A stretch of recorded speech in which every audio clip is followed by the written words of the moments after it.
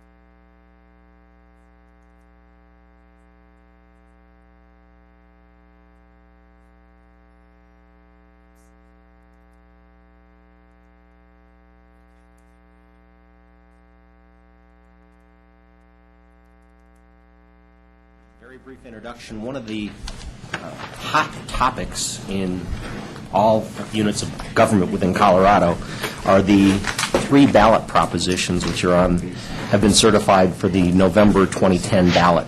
The first is referred to as Proposition 101 and Constitutional Amendments 60 and 61. I know you've all been receiving information through CML, a number of other special interest groups. There's been a lot of media coverage recently, and we had scheduled for many months the idea of providing, from a local perspective, what the implications of these 3 ballot propositions would be upon the town of Superior.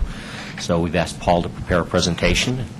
With his typical gusto and competence, he's done a great job in preparing a short discussion for you tonight and then answering any questions you might have.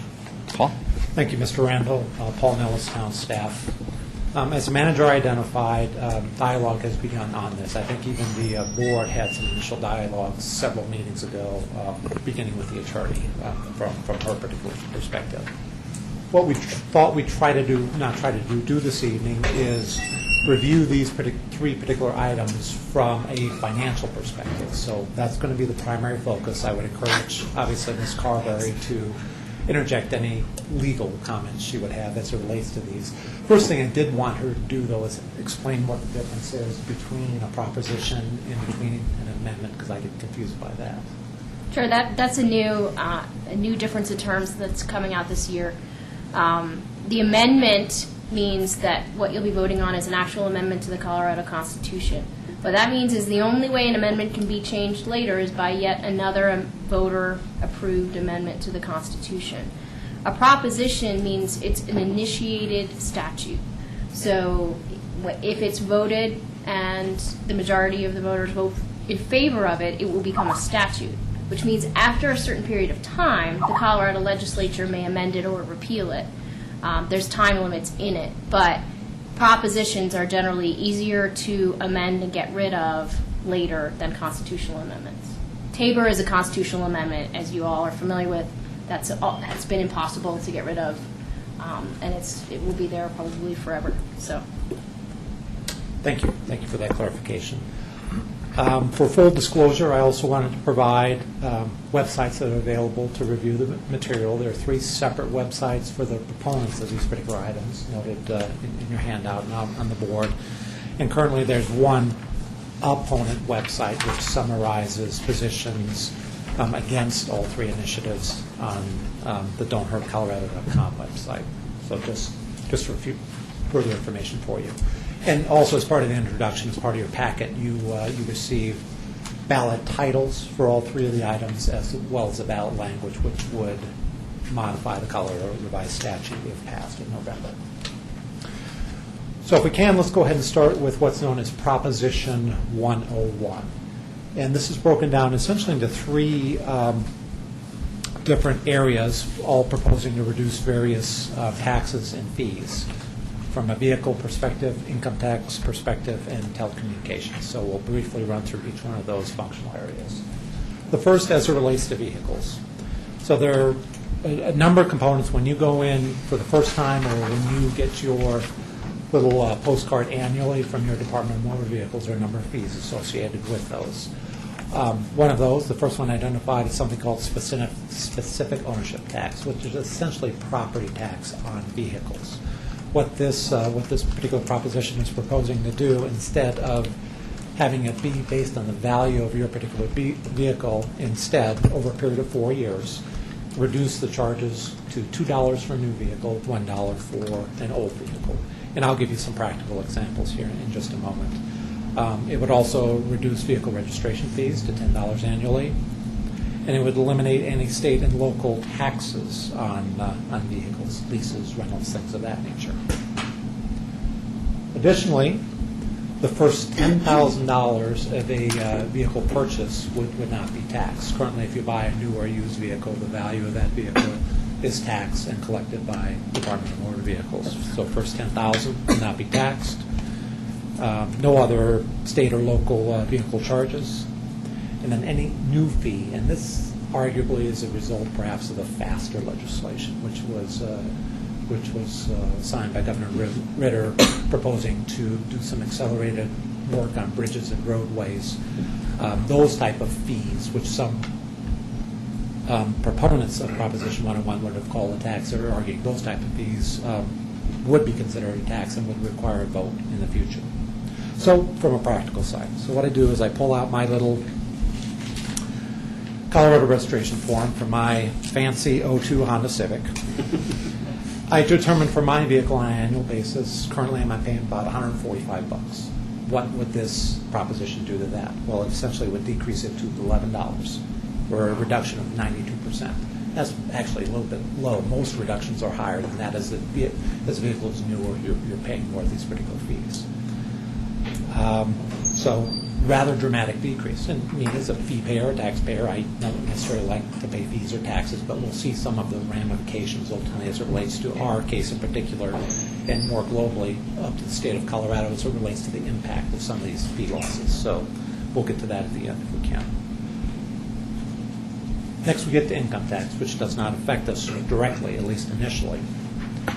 What it calls for is, if passed, an immediate reduction in state income tax from 4.63% to 4.5%. And then over a period of 10 years, assuming certain income thresholds are met, revenue growth thresholds are met by the state, ultimately this income tax, the state income tax rate would decrease to 3.5%. The quickest it would do it over a period of 10 years, assuming the growth limits were met. How does that compare to other states? Well, if you go up to Wyoming, you have no state income tax. Or Florida. Trustee Williams, I don't have necessarily that information. Okay. Just curious. At full implementation, again, when the income tax is down to 3.5%, the state estimates it will lose $1.2 billion out of a general fund budget of $7.6 billion, just for an order of reference. And what you've seen in these past two budget cycles in the state of Colorado, for example, in one particular year, the mashing of teeth and gyrations was to get to a tax decrease of revenue decrease of $1.6 billion. So it's the same kind of angst and order of magnitude that the state recently has gone through. So we're talking about another $1.2 billion decrease this one. Third component of Proposition 101 relates to telecommunication taxes and fees. So these are essentially state and local charges on telecommunication bills, phone, cable, things of that nature. Would eliminate those. Franchise fees, which are essentially a utility company, in this particular case for us, Comcast, giving them right to use our utility right-of-ways to put their particular equipment in. We charge them a fee for that and generate revenue for that.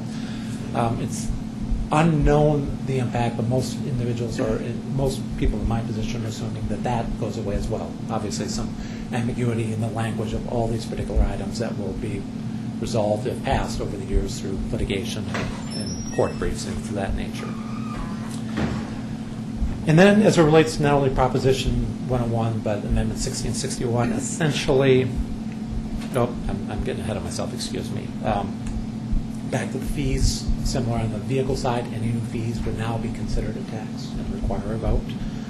One thing it does do is it allows emergency 911 fees to stay at current levels, well, not quite current levels, at 2009 levels, with no inflationary allowance. And again, if in fact that 911 fee needed to increase for BRETSA, which is our local 911 authority, there would have to be a vote on that.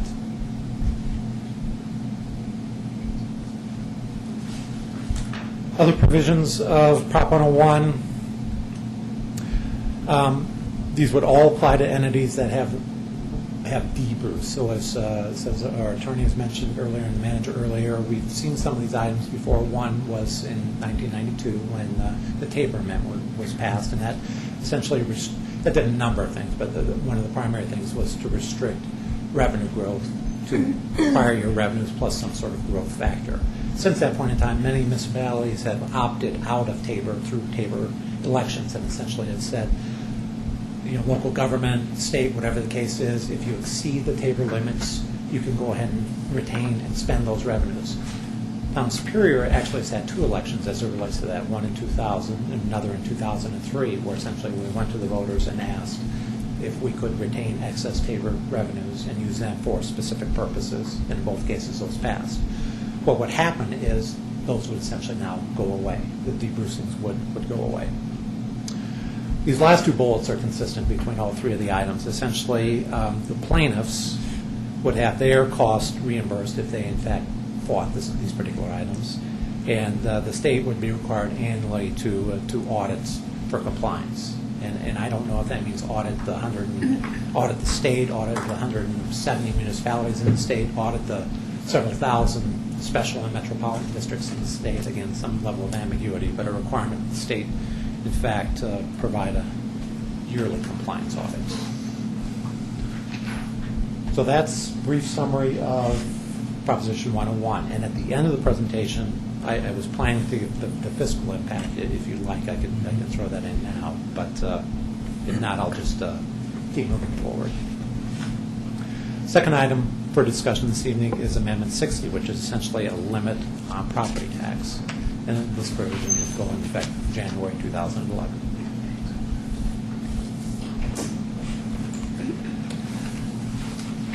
And a lot of these, again, I'll let Ms. Carberry comment if she sees a legal implication, but just stating some of the facts as it relates to this. Essentially, what it initially would do is allow all property owners to vote where they own real property. And this would include people from outside the state, potentially outside the country. So it would allow a Texas individual who owns a condominium up in Summit County to vote potentially on tax items up in Summit County.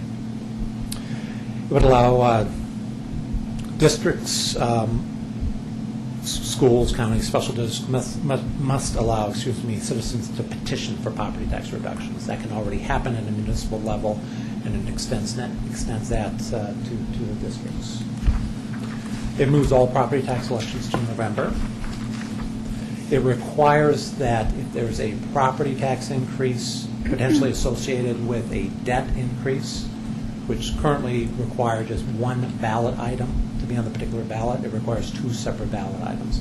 So you could get into situations where one passes, one doesn't pass. Or currently, in most cases, most local governments elected to do it as one ballot item.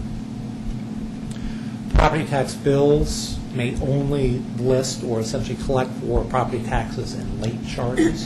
That has some implication on us in that we can and do use property tax bills to collect for delinquent utility charges, outstanding developer review fees, and other past due fees that we have, primarily as it relates to our Class 1 or landscape fee. So we currently use that mechanism to collect. We no longer be able to do so. And, and me as, as facilitating that particular collection, I think it's a seamless collection process. If we bifurcate and split it off property taxes, it becomes a little bit more difficult to collect. Continuing with Amendment 60.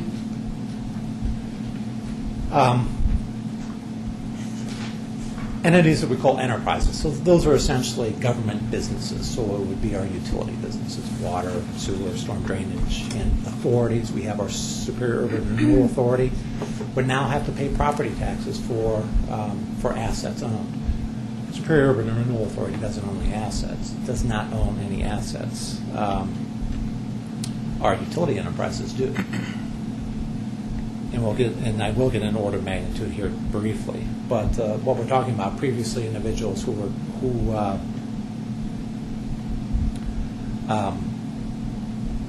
paying a property tax will now essentially pay in the form of. Essentially, what will happen is our enterprise operation will now be taxed. So we will receive a tax bill for a water and sewer operation of roughly $5 million a year. So we'll look at that on the next page.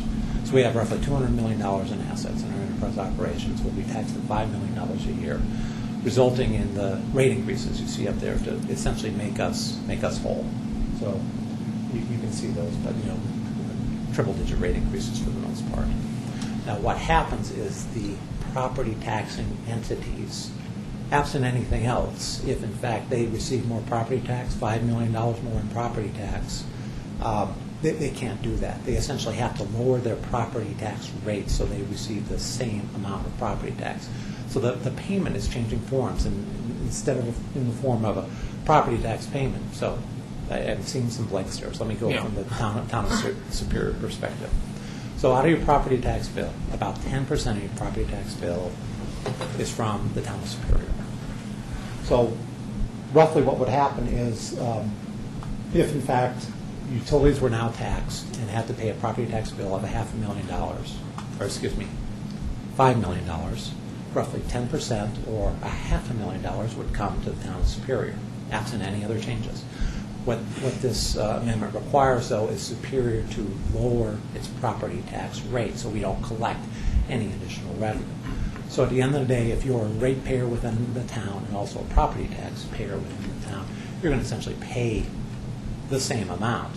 But instead of now paying in property tax, which is deductible if in fact you choose to do that from a federal income tax perspective, you're now going to pay higher rates, fees, and charges. Your water bill's going to go up 150%.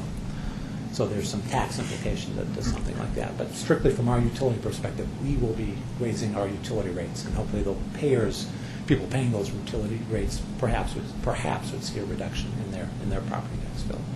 Is there any way to quantify if you reduce the vehicle tax, but you increase that, does it wash out, or is it quite a bit more? And we'll see this, Trustee Henson, at the end of the day. At the end of the day, there will be a dramatic, what I would call dramatic net decrease in revenues available to local governments. This one is, some would argue, revenue neutral. The Proposition 101, and I didn't go into level of detail now, we'll do it at the end. It will have a dramatic negative impact on a number of our town operations. But what about the residents? Will they be paying quite a bit more out of pocket, or is that a wash? No, I think arguably, what the proponents of these particular items would say is, the finance director for Superior said that his vehicle registration is going to go down from $145 to $11. I'm going to pay $11. I'm potentially going to pay less in sales tax revenues. I'm going to pay in a moment less property tax to the school districts by half. So I think the proponents would try to argue I'm going to be paying a lot less, and as such, there's going to be a lot less revenue that has traditionally been available to districts, local governments, the state for providing the services they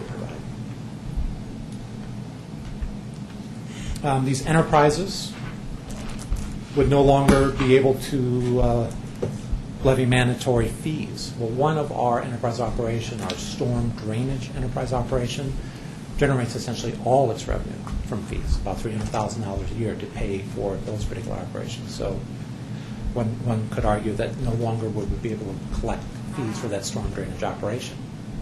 So, we would either have to look at a combination of ancillary revenue sources, elimination of service, things of that nature. So it is it questions the ability of that operation to continue to perform. Property tax rates, if in fact there was a vote on a property tax increase, that would sunset after 10 years. Example, our citizens recently in April passed a property tax initiative beginning January of 2011 to increase property taxes by 1.5 mils, the property increase to pay for library services.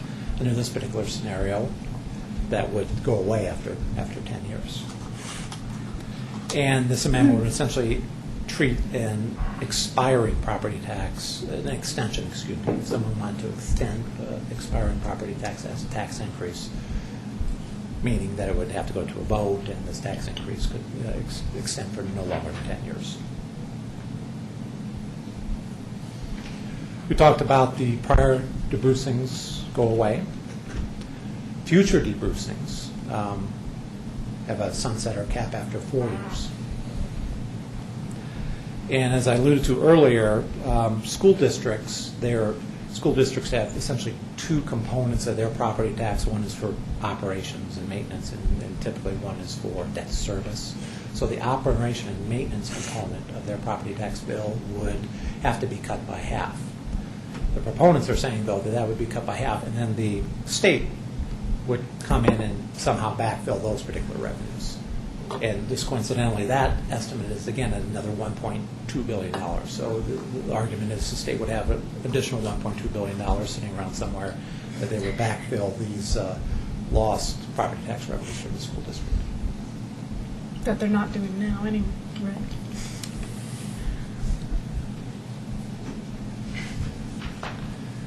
And then to the final item, Amendment 61. This has to do with debt. And this gets a little more squishy, but we'll try to quantify as much as we can. One component is it says state of Colorado can issue no debt. And that means the state of Colorado and all of its ancillary units, the Colorado Housing Finance Authority, Colorado Department of Transportation, higher education, no more issuance of debt. And then it limits what local governments can do with debt issuance. Again, it will require all of the voter-approved initiatives, debt and borrowing initiatives to be in November, and again, provision would be effective in January of 2011. So again, some of the items that are banned, when we call state debt being banned, we already talked about CDOT and CHAFA, higher education. The state also does, and it does it as a benefit to school district, they do temporary financings to school districts, so called TANs or grants. These are things called revenue anticipation notes, tax anticipation notes. The timing of school districts' receipts are property tax related, and it's very sporadic when that comes in the year. Usually in the March timeframe, they'll get a big bill or big returns in June, and it doesn't coincide with their expense patterns. So what's been the tradition of the state and many other states is the state will loan, essentially advance school districts money until they get their property tax revenues. In 2010, 37 school districts took advantage of this to the order of magnitude of about half $500 million, essentially to help them with their cash flow. That would no longer be available to them. No option given as what the school districts would do, but they would not have the ability to borrow from the state in that particular case. Drilling down to local government or the effect on us, debt or borrowing would be defined as any loan, regardless of how long it lasts and really what that loan is. And I've put down examples of what it would impact. We currently have bonds outstanding, but there are other mechanisms that we can in fact borrow: lease purchase, certificates of participation, short-term financing, interfund loans. I want to call out interfund loans. That's something that we're considering right now. In your 5-year capital plan that you adopted last year that you'll be reviewing this year, we have completion of a huge water storage vessel that we're considering. And we're looking at a short-term financing mechanism where perhaps our water utility would borrow from the general fund to build that facility and ultimately pay back the general fund. So that's currently something we have modeled. Under this scenario, that would require a vote to do that versus, a common practice of getting fund loans. It would probably also apply to equipment leases, which we have, employment contracts, eco-devo agreements. Some are even speculating down to credit or procurement cards. That's a mechanism we use to purchase, but essentially that's borrowing money and paying it back, hopefully within 30 days, which we do. And it would also apply to our enterprise or our government-owned businesses, our water, sewer, and storm operation and urban renewal financing. Currently, those entities are not under the auspices of requiring a vote to issue debt. This would require them to get a vote to issue debt. Also, even if we wanted to refinance at a lower interest rate, we would have to go to the citizens and ask them if, in fact, we could do that. Currently, we don't have to. Both those last bullet items would have impacted something we did in 2007. Late 2007, we had some outstanding Urban Renewal Authority debt, which we refunded. And one of the potential problems of this particular initiative, it only allows for votes for financing in November. And if you're trying to essentially get the best deal for the municipality, for the town, for the state, you don't want to be restricted and say only at one point in time, November of each year is the only time you can issue debt or refinance debt. As the markets ebb and flow, you want to try to do your best to jump in where you get the best advantage. Wouldn't allow us to do it. It would be very restrictive. In fact, it's when we could in fact do that. Another restriction we see in Amendment 61 is our debt limit for the town would be restricted to 10% of what we call assessed real property. So essentially putting another restriction on. So, for example, the town's assessed property value on which we generate our property tax revenue is roughly $160 million. So if this passed, it would limit the amount of debt we could issue to $16 million. And this last one is kind of important, but again, maybe squishy for most people, but borrowing would only be in the form of bonded debt. It wouldn't allow us to do these lease purchase agreements. It wouldn't allow us to do, again, back to the urban renewal financing we did in 2007. We did something called a private placement. And it's a recognized, accepted way to issue debt. And essentially it's borrowing money from a bank. It's not bonded, it's not bonded debt.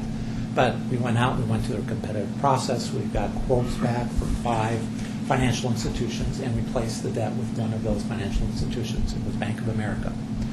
They gave us a very competitive rate, and most importantly, what they did is they didn't require that we have additional restrictions that typically you have when you issue bonded debt. When you issue bonded debt, you have to get many more lawyers involved. You have to have bond counsel review. You have to have something called disclosure counsel. Essentially, they generate an official statement, which is similar to a prospectus. It's a 100-page document that you would hand out to potential bond buyers. You would hire an investment banker or an underwriter, someone who would essentially peddle your debt for you in the open market. Potentially, you would get a rating on that particular debt. You may even have a reserve requirement on some of our debt issues. For example, we have 1 year's debt service that is required to be put in reserve. A lot of those provisions apply to bonded debt. None of those provisions applied when we did this private placement. So by doing this private placement in November of 2007, we were able to time the markets. We were able to, in my opinion, get the best bang for the buck. And what we saved is we saved 6 figures. I would estimate roughly $200,000 on these incidental expenses that we would have to pay under under a typical bonded debt offering that we didn't have to under private placement. Again, maybe more information than you want to know, but that does have a impact to us. Also under Amendment 61, borrowing is subject to fee payment at any time. Currently, the standard in the municipal bond market is when someone buys municipal debt, they want some sort of guarantee that their investment is going to be good for a period of time. So typically, when we issue debt, we did it with our open space issue in 2006. It was a 20-year term. Halfway through that term, we say, we're going to guarantee you're going to get your interest rates for 10 years. Then at year 10, we have something called a call provision. And it's totally at our discretion. If we elect to refinance that debt, pay off the debt, we can do so after year 10 and do whatever we want. Under this particular scenario, it requires that any debt that you issue have a essentially call provision every year. What is that going to do for an investor who's not going to know what their interest rate return is going to be in year 3, year 5? They're not going to even know if they're going to hold an outstanding coupon. They're going to require higher interest payments. Tough to quantify. Talk to some of the people we know. They say it'll increase borrowing costs maybe by 1%. Again, don't know. But it's, again, changing how we do things. Also changing how we do things, it requires that all debt mature, within a 10-year time frame. That we've been issuing has been maturing anywhere between 20 and 30 years. And it's essentially based on a concept that's called intergenerational equity. These are huge capital assets. These are water plants. These are interchanges, things that are going to last many, many years over multiple generations. So multiple generations should bear the burden of that particular cost over that debt service of 20 or 30 years. Similar to your home mortgage. Well, maybe not yours, my home mortgage. But it's changing the game, and now it says you have to pay this off in 10 years. And obviously, by paying it off in 10 years instead of 20 years, much higher payments, practical payments for that 10-year period of time. No borrowing may continue past its original term. Sometimes what you'll do when you refinance some debt, you may extend the payment terms for whatever reason. We did that with some of our water debt. We not only extended our payment terms, but we interjected new money into the particular process. It provides flexibility for, I would argue, that perhaps it would provide flexibility, depending upon the current circumstances that you have. This provision would limit that flexibility. This last one's a very interesting component. When debt is repaid other than enterprise debt, so when our open space bonds are paid off, or we have a copier lease, when that's paid off, regardless of what revenues are paying that particular outstanding obligation, you're required as a municipality to lower your tax rate by a like amount, either your property tax or sales tax rate. So let's walk through open space. So 2001, citizens approved in perpetuity a 0.3% sales tax for open space. 2006, or maybe it was 05, approved, well, let's use some of that money, issue some debt so we can jumpstart that particular program. So we did that. We're going to be paying for this debt in 20 years to 2024. If this were passed, what would happen is in 2024, the debt is paid off. We'd have to reduce essentially our sales tax rate from 0.3% to 0.1% to meet this particular provision. The debt is paid off, and then you no longer can use those particular revenues, even though one could argue in 2001 when the debt was approved, people will approve this 0.3% in perpetuity.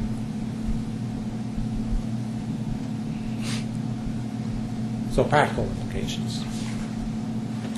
And again, I lumped 101, 60, 61 together. Most of these implications are as it relates to 101. The debt provisions, the higher costs associated with that. We don't have any debt planned on our immediate horizon, so I didn't quantify it, but there would be implications. So most of these relates to 101. So our general fund would be impacted by 11.5%. Well, what does that mean? That means a little over $1 million. What does $1 million pay for? Well, it pays for roughly law enforcement services in town, or it pays for roughly all of our public works operations, plowing, and street sweeping, and snow removal, signage striping, those type of things. So that's an order of magnitude we're talking about here. It will also impact a number of our other operations. And these are operations that get some of those vehicle revenues, those specific ownership taxes, those use taxes on the vehicle purchases. And if you can see a couple of those items, 2, 3, and 4, for example, are debt items, so they would be giving less revenues from use tax revenues. At the end of the day, what probably is going to happen is we will probably need to increase our tax rate to pay for our particular debt services if, in fact, these debt streams are not available. So I guess there would be the second through fourth as well as the last bullet as relates to the open space debt. But tangible impacts to 6, 8, or 10 of our operations. And again, anecdotally, what I'd like to throw to you as well on a larger level, Governor Owens, so prior to Ritter, Republican Governor Owens, budget director, now runs I'm trying to think what a firm, he runs a firm called Colorado Strategies. And he has done an estimate of what the impact would be in the state of Colorado. So this is entirely for the state of Colorado and all forms of local governments. His estimate is if these three items were passed, loss of revenue would be in the magnitude on an annual basis, once fully implemented, of roughly $6.2 billion. Again, hard in context to put your hands around. Maybe this next fact is more tangible. Estimates that it would result in loss of jobs of roughly 77,000 jobs, which is roughly the number of jobs we've lost in the last recession. So that type of hit estimated on the state of Colorado, and again from a Republican governor for whatever that's worth. Other entities, most entities, and I'm talking to local government entities, are estimating the same threshold, anywhere from 10 to 15% of their budget. Denver just came out and they said their budget implication would be a loss of $62 million. Now they have a $600 or $700 million budget, but it's something that would wipe out their entire Parks and Rec department plus half of a library. There are those types of prognostications coming from colleagues like myself. So with that, and I'm sorry to if I ran through too quickly, but please, both myself and Ms. Carver are here to answer any questions or clarifications you have as it relates to these three items.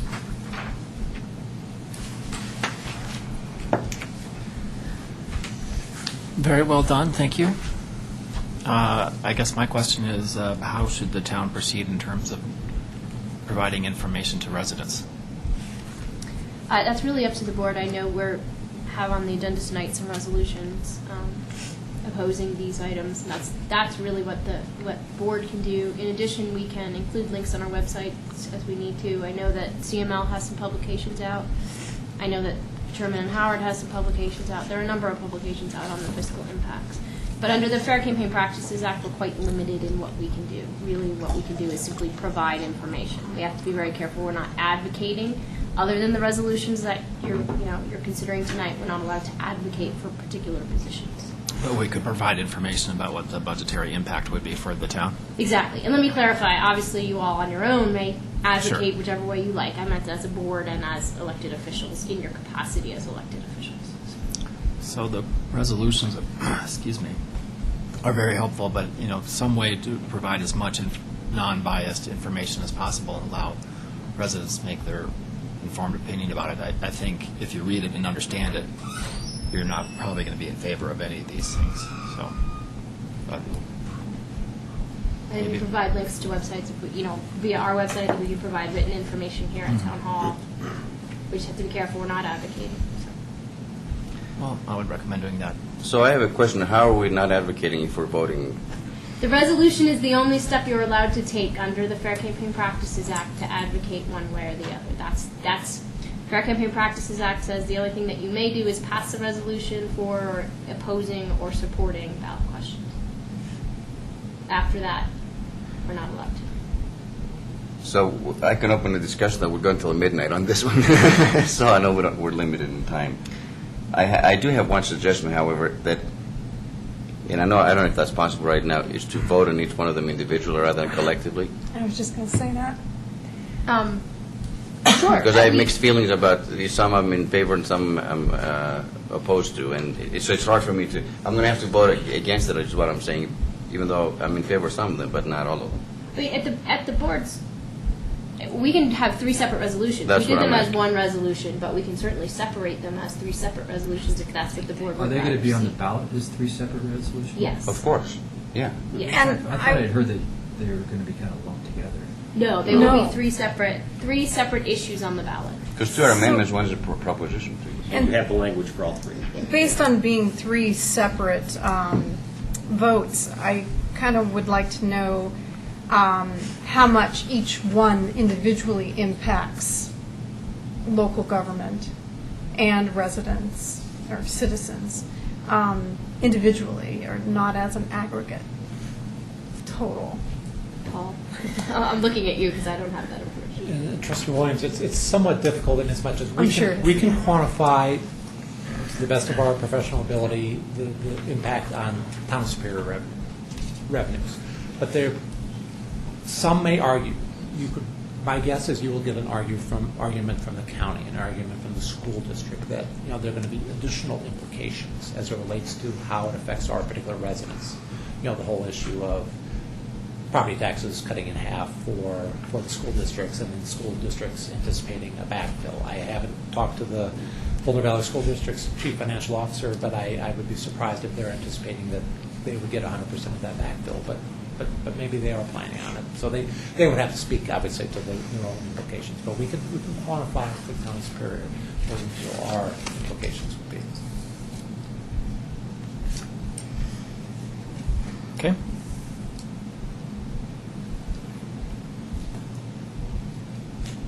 Yeah, let's see, we don't have any, I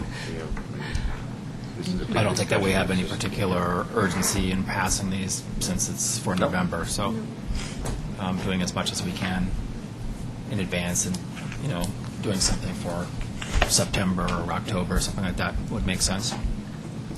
Looking at all these, I think they're all detrimental in huge ways to the state, to the county, to our operations, and I think they're going to crush school districts. So I think that's the general theory, is that school districts take a will big not be whack. able to survive. Yeah. Thank you for your presentation, as always. As always, yes, thank you. But, so just for clarification, would the board rather see these come back as 3 separate resolutions? As opposed to then? trying to redraft it.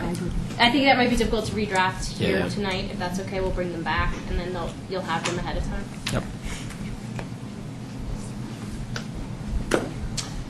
Second agenda item is the board had asked for a summary recapitulation of the Superior Morgul event that was held over Memorial Day weekend. So Juanita and her team are in attendance to give you a short presentation.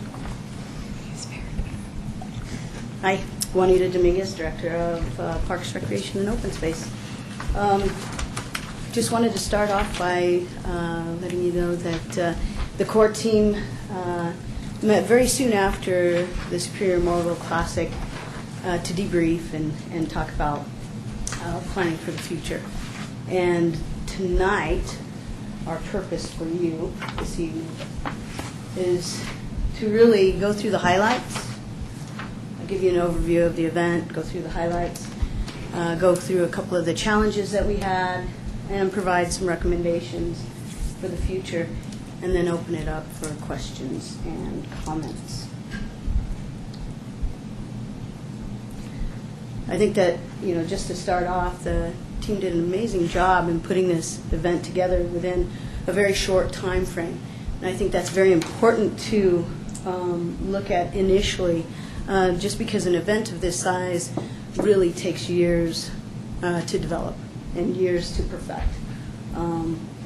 Just to give you an example, 8 summers ago, I attended my very first Chili Fest. And if you were there, I don't know how many of you were there at the time, we had 2 or 3 cooks and just hundreds of people in the festival. And so just the perspective on looking at this event and saying, well, we had more than that. We had some great things happen. We had a few challenges, but that event took us 8 years to perfect. So just going over the 3 days of bike racing, live entertainment that we had, the food showcase, the sustainability business expo, and the art show throughout that 3-day weekend from May 28th, 29th, and 30th.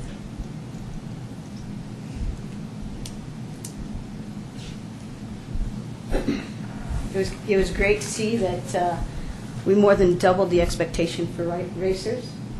We thought we were going to bring in about 340 racers and ended up with over 700 unique racers. A unique racer basically is a racer who participated in at least one of those events. As you can see, we had 265 racers for the sprints, and that was quite incredible in and of itself. Very first time that Brian, our race director, had ever done it, number one. And number two, really didn't know how many people would really want to do the sprints. And so that 265 is a great number. The Summit Criterion, over 470 racers for that. So that was, again, something to, pat themselves on the back for. In the Morgul Bismarck itself, 665 racers. Again, just amazing.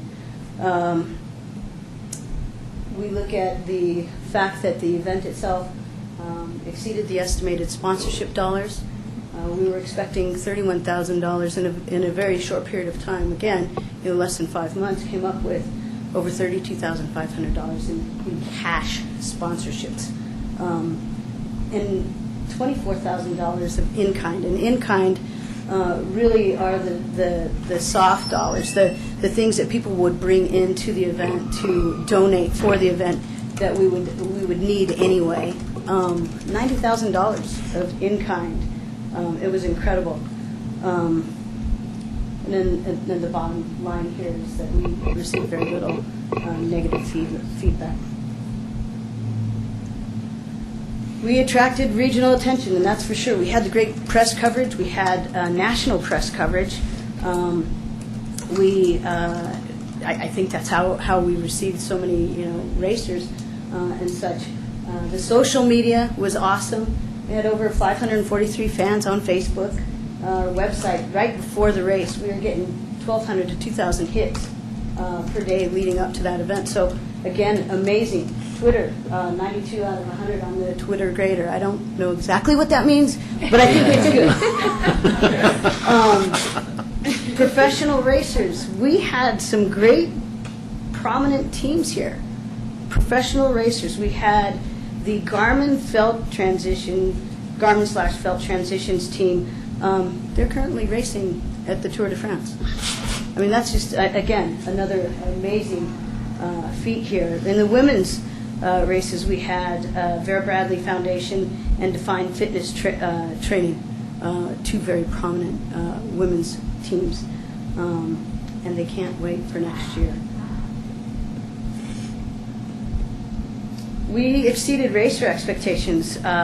Really, the SML or SMC exceeded the racers' expectations with courses.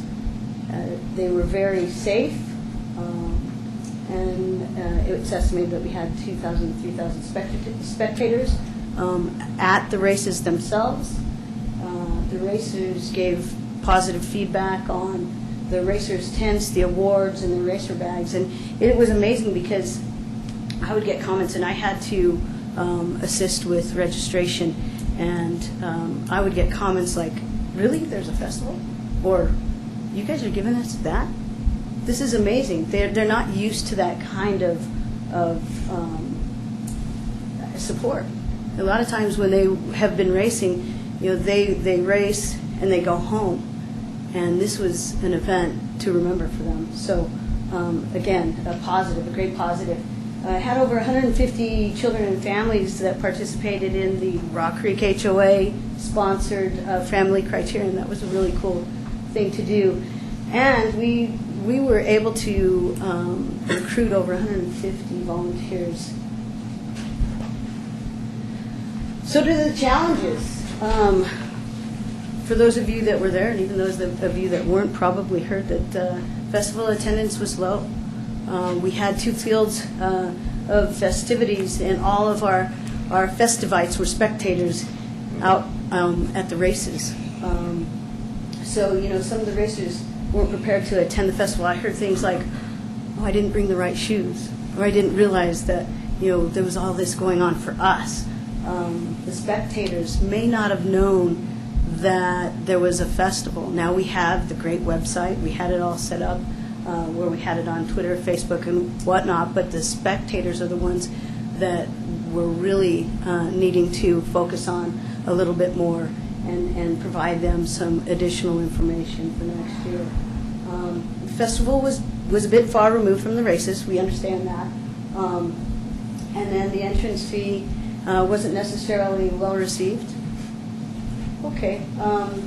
The festival revenues were lower than anticipated, obviously, because we didn't have the festivites. And, of course, we had the little thunderstorm the evening of the Saturday night movie, so that made it a little bit more difficult. Budget projections, were not met in a couple of areas. The festival revenues were down, so some of those projections weren't met. Projections were underestimated in a couple of areas with insurance and safety and traffic control and temporary staff. The budget breakdown, received to date, over $97,000. We have pending sponsorship revenue of $6,000 out there for a total of $103,560 in revenues. Our expenses today, $206,000 and some change in pending at $18,000 with a difference of $121,191. The net contribution the board saw that was budgeted was $100,000, so we're about $21,000 short of that. Next year, our net contribution, or the town's net contribution, was expected in year 2 to be approximately $85,000 net. I think we can do that with a couple of tweaks with the festival. We'll get there. So here's some great concepts for next year. We need to focus on the racers.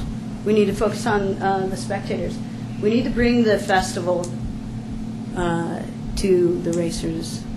And in doing so, we need to put together a street fair concept.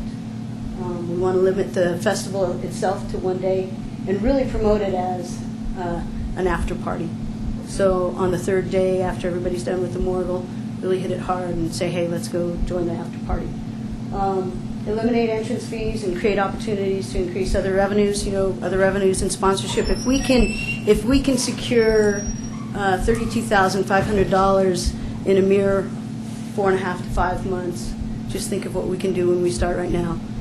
So we think we can increase the sponsorships. We think we can increase the beer and food sales if we bring that out to the people, right? So if we bring the festival out to the people and make it user-friendly, make it more user-friendly for the spectator to walk over and buy a soda or buy a beer or buy something so that they can sit and continue to watch so that they don't need to go someplace else.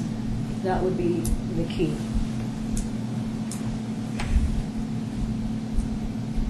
As far as the race, use Colton Road for the street fair. We're moving it just slightly, moving it from Community Park, moving it out along Colton Streetscape. It's a perfect area. There's a lot of space there that we can utilize. There's a lot to bring the festival to the road and continue to provide that area as the starting place for the races, to continue to have the street sprints, to continue to have the criterium and continue to have that as the start for the Morgul. Bringing it to Colton and Community Park parking lot, more like what we have done and changed for the Chili Fest a little bit, and again, bringing most of it out. It just really provides direct access to the spectators, and we think with that, we'll improve it. Questions, comments? Anybody? Sandy? The weekend, Memorial Day, is that still your recommendation, or the conflict between the Boulder activities? It was a great weekend. Memorial weekend, we marketed it as the weekend, not the day. So having it on Friday, Saturday, and Sunday doesn't conflict with the Boulder at all. That's on Monday. This is an event that caters to bike racers. It's already an ACA calendar item, American Cycling Association calendar item. The reason it was chosen in the first place is that there was a great availability because Brian already had it scheduled. Hey, Brian. and so it worked perfectly. If there was a reason to change it, I would think that it would be the lack of participants, and we doubled what we thought we were going to get, so we think it's still solid. Nelia? Do you have any other questions? Oh, first of all, great job. given that you only had 5 months to pull this off, I'm amazed at the work that you did and how well received it has been. I really like your recommendation about bringing the festival closer to the participants. I think that's brilliant. And only having it for one day, I think that's good, at least for next year anyway. And then you can reevaluate after that. Do you have any way to quantify, we had 2,000 or 3,000 spectators, any revenue that they brought to Safeway or Pizza or Subway or Baskin-Robbins? Is there any way? I don't have that information, and I don't know that we can necessarily take it. Even anecdotally, have they said, yeah, there was an increase of sales, or Heather has maybe the answer to that? You did. Heather Craycraft with the Superior Chamber of Commerce. I did talk to just one example, unfortunately. I've spoken to many of our sponsors and retailers, and they were quite pleased, but Janice, who owns Baskin-Robbins, had her best day ever on that Friday prior to the race. So I think that was a good example of positive. So that may not show up there in the revenue, but I think that it does bring money to our communities. I think that's another plus. Some of that, and again, this is anecdotal, all of the businesses in Rock Creek Village, with the exception of Safeway. Safeway's complaint to us was that their parking was adversely impacted, and they felt customers were staying away. But those that were within walking distance would go over to Rock Creek Pizza and Baskin-Robbins and avoid the $5 cover charge. Oh, interesting. But we haven't gotten information from Superior Liquor, which had an outdoor tasting event that day, or any of the marketplace to find out if they had positive or negative ramifications. But we heard very positive things from the other retailers, with the exception of Safeway at Rock Creek Village. Okay. Deborah? So I was just curious, as far as if you're thinking of having the one-day festival, what day would you have that, and how would you set that up? The final day, the Morgul Bismarck Day, the day that it all ends, the day that we do the big. That's a Sunday, probably. Yes, it's Sunday. So based on that race is up the Caslin.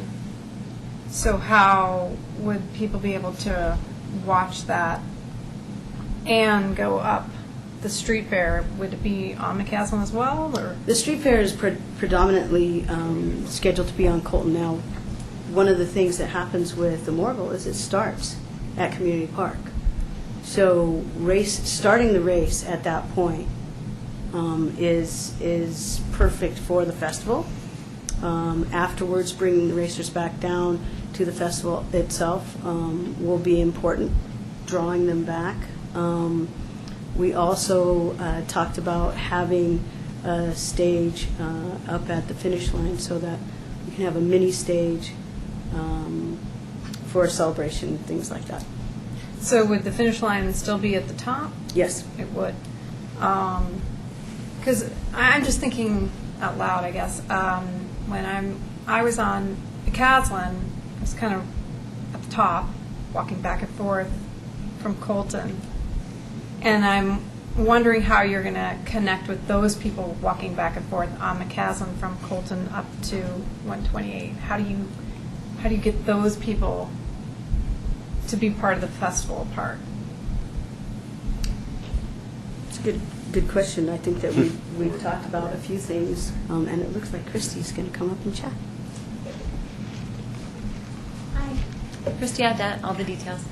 I think really part of it is that we're knowing that each year the recognition will grow. And I think our big thing this year was that we felt we were going to have to sell the race with the festival, and it ended up being the other way around. So it was a huge learning lesson for us. It was like, people want this race, which is awesome, because we felt that was going to be where we were going to have to do the really hard work.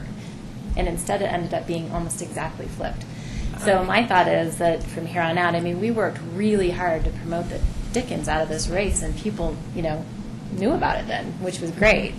But it was sort of like the festival was the afterthought, so I think that what we would do is we'll just, we won't necessarily flip it, but we'll just at least promote the two of them together and know that we can really hit that festival piece hard as well, and let people know that really, we didn't do that on purpose, not let people know about the festival, but we were just so focused on the race. So I think that there's a really good opportunity there, with, again, the longer period of time to promote it. we could do some shuttling back from the finish. We can do some things that we've learned. I mean, we definitely learned a lot. We threw everything out there this year and kind of wanted to see what was going to work and what we needed to get people there, and we learned a lot. Thanks for that explanation, because that totally makes sense to me. That is 100% exactly what I needed to hear, and how that all worked, and thanks. Sure. Ilya? I know our time is up, so very quick comment. Given that this is a 3-day weekend, I think it makes sense that after the race you have the after-race party Sunday night, but a lot of the people are staying together. They're already having an extended weekend. So it's not like everybody's leaving because they have to go somewhere. So I think Sunday night could be a great opportunity to get everybody back. I agree. And I think what we definitely learned was that the evenings were the time when we drew the most. And if Saturday evening the weather hadn't turned so bad, I think that would have been a huge night. People were pouring in to see Face, no pun intended, and things were really heating up that night. And so I think that, that was kind of what we learned too. Like you said, people want to stick around and they want to have fun and party after. You guys did a great job, all of you. Thank you. And a pavilion that night would have been great. Then they could have stayed to play. Yeah, absolutely. So, lots of tweaks. Sandy? I would just like to thank you so much for this forthright presentation. I think it was a very honest assessment of strengths and weaknesses and sets a great path for next year. Thank you. So I just had one quick question, and I'll echo everybody's congratulations on a great event. I was very concerned, as everybody's aware, about pulling this off within a few months, and you did a fantastic job. So I know that talking to my bicycling friends, not being a bicyclist myself, but there's an event on that weekend as well, the Elephant something or other ride. Will this be the same? Do they always have it that on the cycling schedule or whatever it is? Brian Blazinski, Boat Racing. I served as race director. So there was an actual event, the Iron Horse race in Durango. It's going on for 20-plus years, and it was in conflict with that, but that usually pulls a little different demographic. I mean, you saw the numbers in the amount of cyclists. We definitely took from, I don't know if we took directly from that. They do a lot more pre-reg. I think for sure next year, if we do the same date, we'll steal more cyclists from there. People have done that race, been there, done that, and it's a 7-hour drive. So, but again, I'm not sure about the date. We haven't gotten there yet, but the flexibility is there. Since we have a year lead time, it's all about the cycling calendar, where it lines up with everything else. But again, I think this event's going to stand on its own now, so people are going to back away from whatever date is chosen. This weekend we chose this year. Again, it was we already had that date locked up, and it was the only date available, so it had pros and cons. But anything, I think after this experience this year, lessons learned. I can't, next year is going to be phenomenal. I mean, be able to rework the forma and all the events, the scheduling. It's, the success this year is going to increase exponentially. So. Great. Thanks. Well, once again, a great event, and also talking to my cycling friends, they were really excited about being out on the course, so well done. All right. We can take 1 minute in case people need to take a break.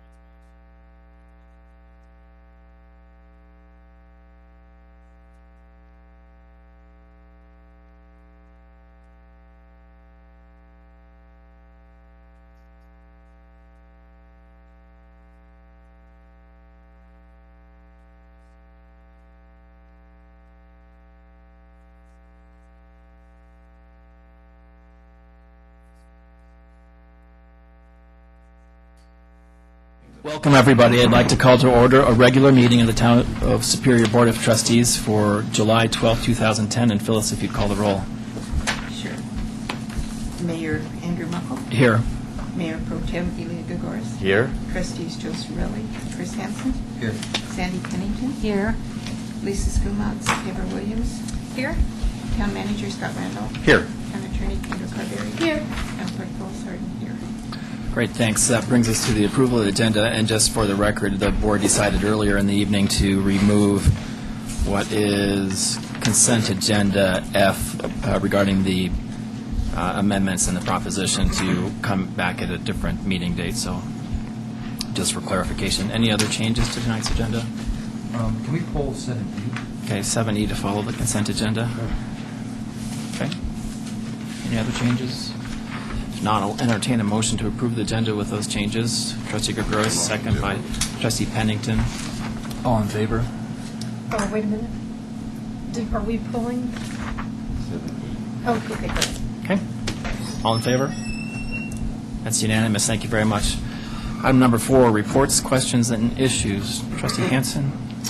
The only thing I could report on is just my trip to Vietnam was very successful, and a lot of hard work and extreme weather, 110 degrees and 90% humidity. We built a 6-foot by 150-foot block wall, retaining wall. We also did some education, English and computer classes for the nights. But overall, it was a very successful trip. I am happy to be back. We're still catching up on my sleep mode. Great. I don't have anything to report. I did want to thank the town manager and town staff for coordinating the July 4th event regarding the Safeway issue, and I think that was well received from our retailers, so I wanted to thank the town manager for that, but that's all I had. Trustee Williams? I attended the July 4th parade and pancake breakfast, and it was great. I congratulate staff and all the volunteers on doing a great job, as usual. So,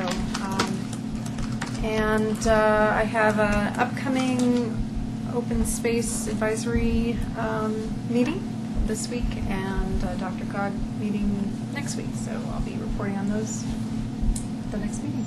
Great. Thank you very much. Trustee Gregorius? Just 3 quick items. The first one, I just want to express my, admiration for the new tennis coach that's been hired. She's doing a phenomenal job. Director Dominguez, that was a great hire. I hope we can keep her.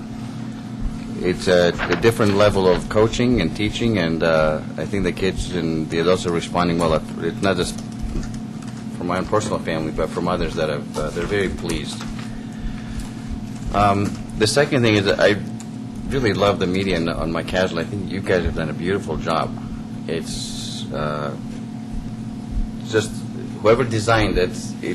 And not only it's not just the rains and the wet spring and summer that we're having, but it's beautiful. It's very well done. And I know there are portions of Rock Creek Parkway that are equally beautiful too. Is there a way? I mean, if we could duplicate that for Rock Creek Parkway with nothing dying this year, would be great. It just aesthetically, they both look very inviting. It's a great way to enter the town to see that. The only concern that I have is the increased graffiti that I've noticed around town. It's really, I've been here for 15 years. I don't think I've ever seen it to this level. And I just noticed that Phyllis, you dropped off some pictures of graffiti right here. So is that something that we're going to talk about, or? There's I'm sorry. Yeah, go ahead. That's an audience presentation. Oh, sorry. So, So I would like to know what we can do to mitigate that, if anything. Would like that now, or? No, we can, whenever you can. Great. Thanks. Trustee Pennington? I'd like to repeat the kudos for July 4th. Great time and great pancakes, amazingly done in that quantity in the big vats. I was very impressed. I also want to thank staff for getting the mowing done on the Richmond 11 and 15. That happened on Richmond 11 this afternoon. That's great for all the hay fever sufferers. Everybody appreciates that. We had talked about a debrief on the Colorado Municipal League conference, and I'd like to propose that, Chris, if this works for you, we had discussed doing it an hour before the July 26th meeting, for us actually to get our thoughts all documented, and then any public or other board members who wanted to attend that to share those ideas. So that's fine with you. Maybe we can just get that officially on the notification tonight. And then I've had a repeated request, or repeated question.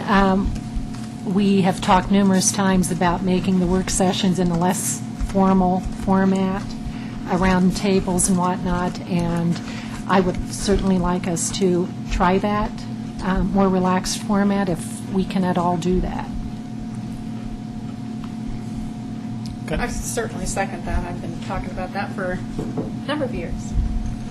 You know, I'm happy to, it's not up to me, obviously, it's whatever the board's desires are. You know, frequently, the work sessions lend to that format, like with the planning commission, perhaps it would have worked better with that, but presentations like this evening, that's pretty hard to do in an informal format, so we'd have to kind of pick and choose which ones would work well, so. Okay. I don't have any issue with that, per se. That's all. Great. Mr. Randall? You done going around? We have talked about the informal, and we'll do whatever you'd like. 3 operational issues. One is a breakdown and a reset between the 6 o'clock and the 7 o'clock. Now, if we change the times, that works. Or if we recognize that there's a little bit of commotion and inconvenience. The other is sound and camera. Yeah. Cameras will get most of what you'd want, regardless of where you're at in the room. The sound is going to be a problem. And we've had complaints about the quality of sound, especially when it comes to the broadcasting of our meetings. So it's a trade-off. But if you're interested in experimenting with it, if you're willing to take the trade-offs with some of the setbacks or the disadvantages of it, but well, I guess that's what's kept us from doing so. Sure. So, Mr. Randall, maybe the next, we should just touch bases with what looks like the next work session where it would work reasonably well for something like that and just experiment like you suggested. Trustee Pennington? Perhaps the July 26th meeting where we're meeting at 5 Sure. o'clock for the debrief. We can set that up and then transition into that, give it a whirl, see what works. Sounds fair. Okay. Okay. Mr. Randall, I think you're still up. A couple of items. You've received a late, but the weekly digest, and there are 4 items in there that I think are worth a particular note. As a result of Phyllis's polling, we've picked 2 dates, 2 off Monday nights in August for the board to begin its review of Chapter 16. Those are tentatively scheduled for August 16th and 30th. I don't believe we have full attendance, but it was the best we could do. I think we have 5 one night and 6 another of those nights.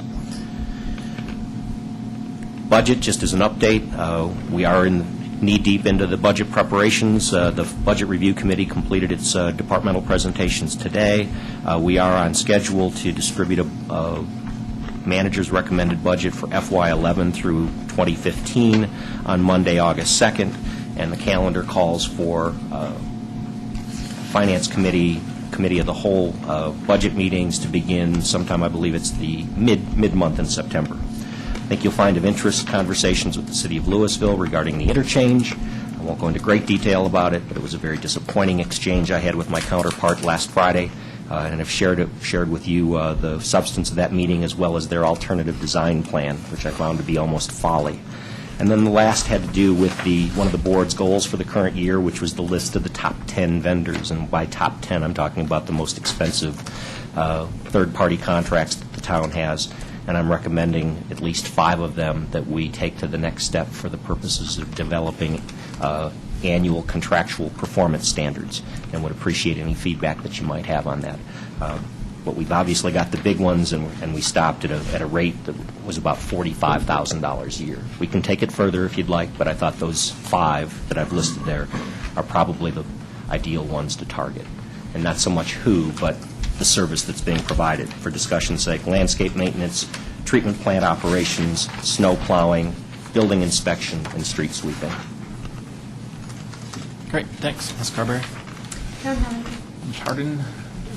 Okay, that brings us to item number 5, public comment on consent agenda and non-agenda items. George Cuthbert, 109 South Fourth. I have a couple of questions that I'd like to have answered.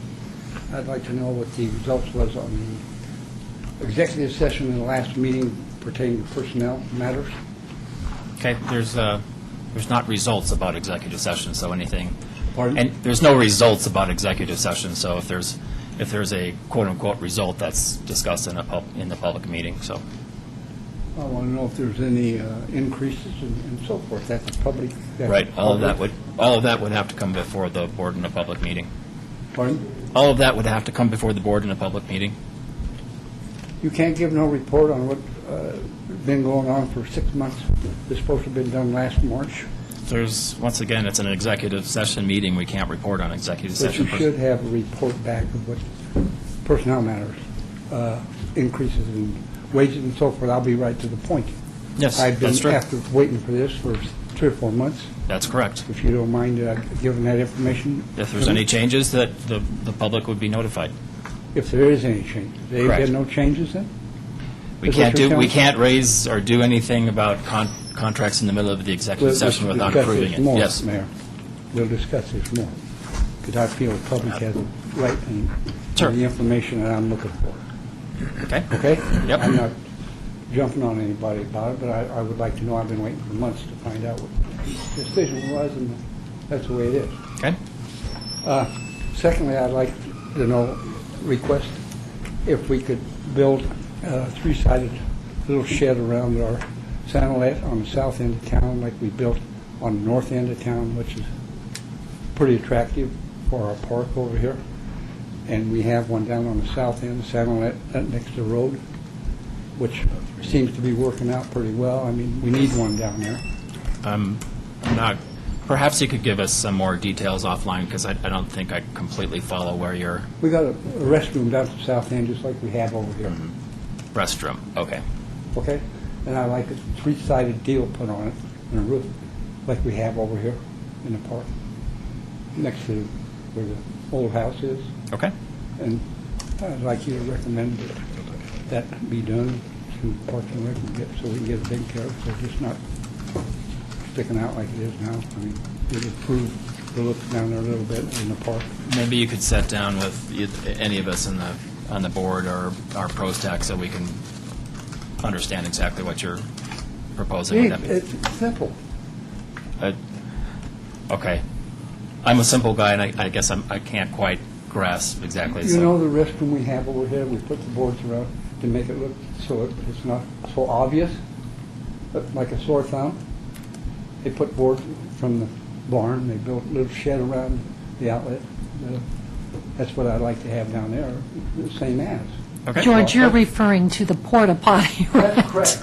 Right. That's, Okay, and you want to enclose it and make it less of an Like over eyesore, here. right? In Children's Park, is Okay. that where you're talking about? Okay. Yeah, the children's park now. Okay. Not up above, but down on Second Avenue. Okay. Thank you. I Sure. have some other stuff I need to read. Okay, thanks. Additional public comment?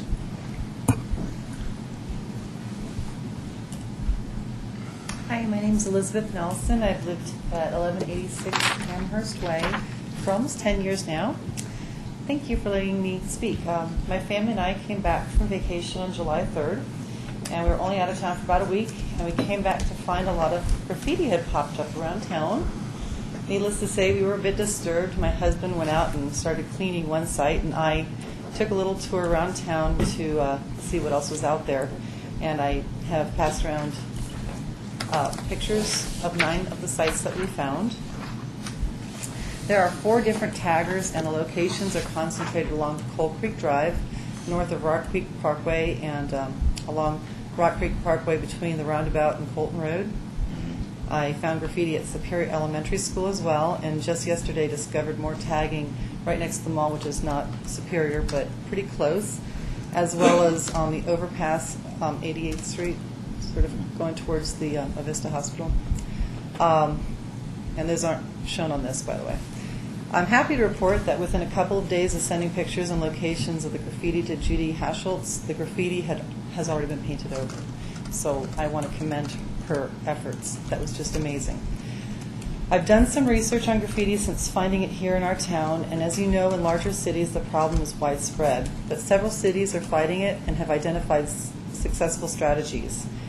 This is a pretty serious problem that usually escalates rapidly if a community doesn't immediately and aggressively respond.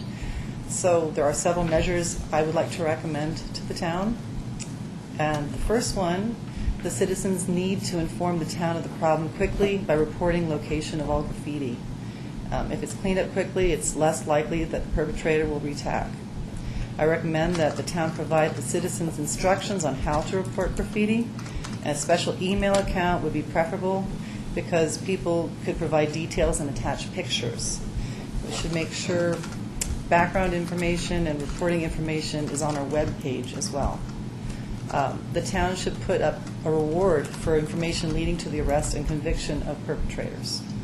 And third, I think the town should create and maintain a map pinpointing the locations of all the tagging, including tag signature and date.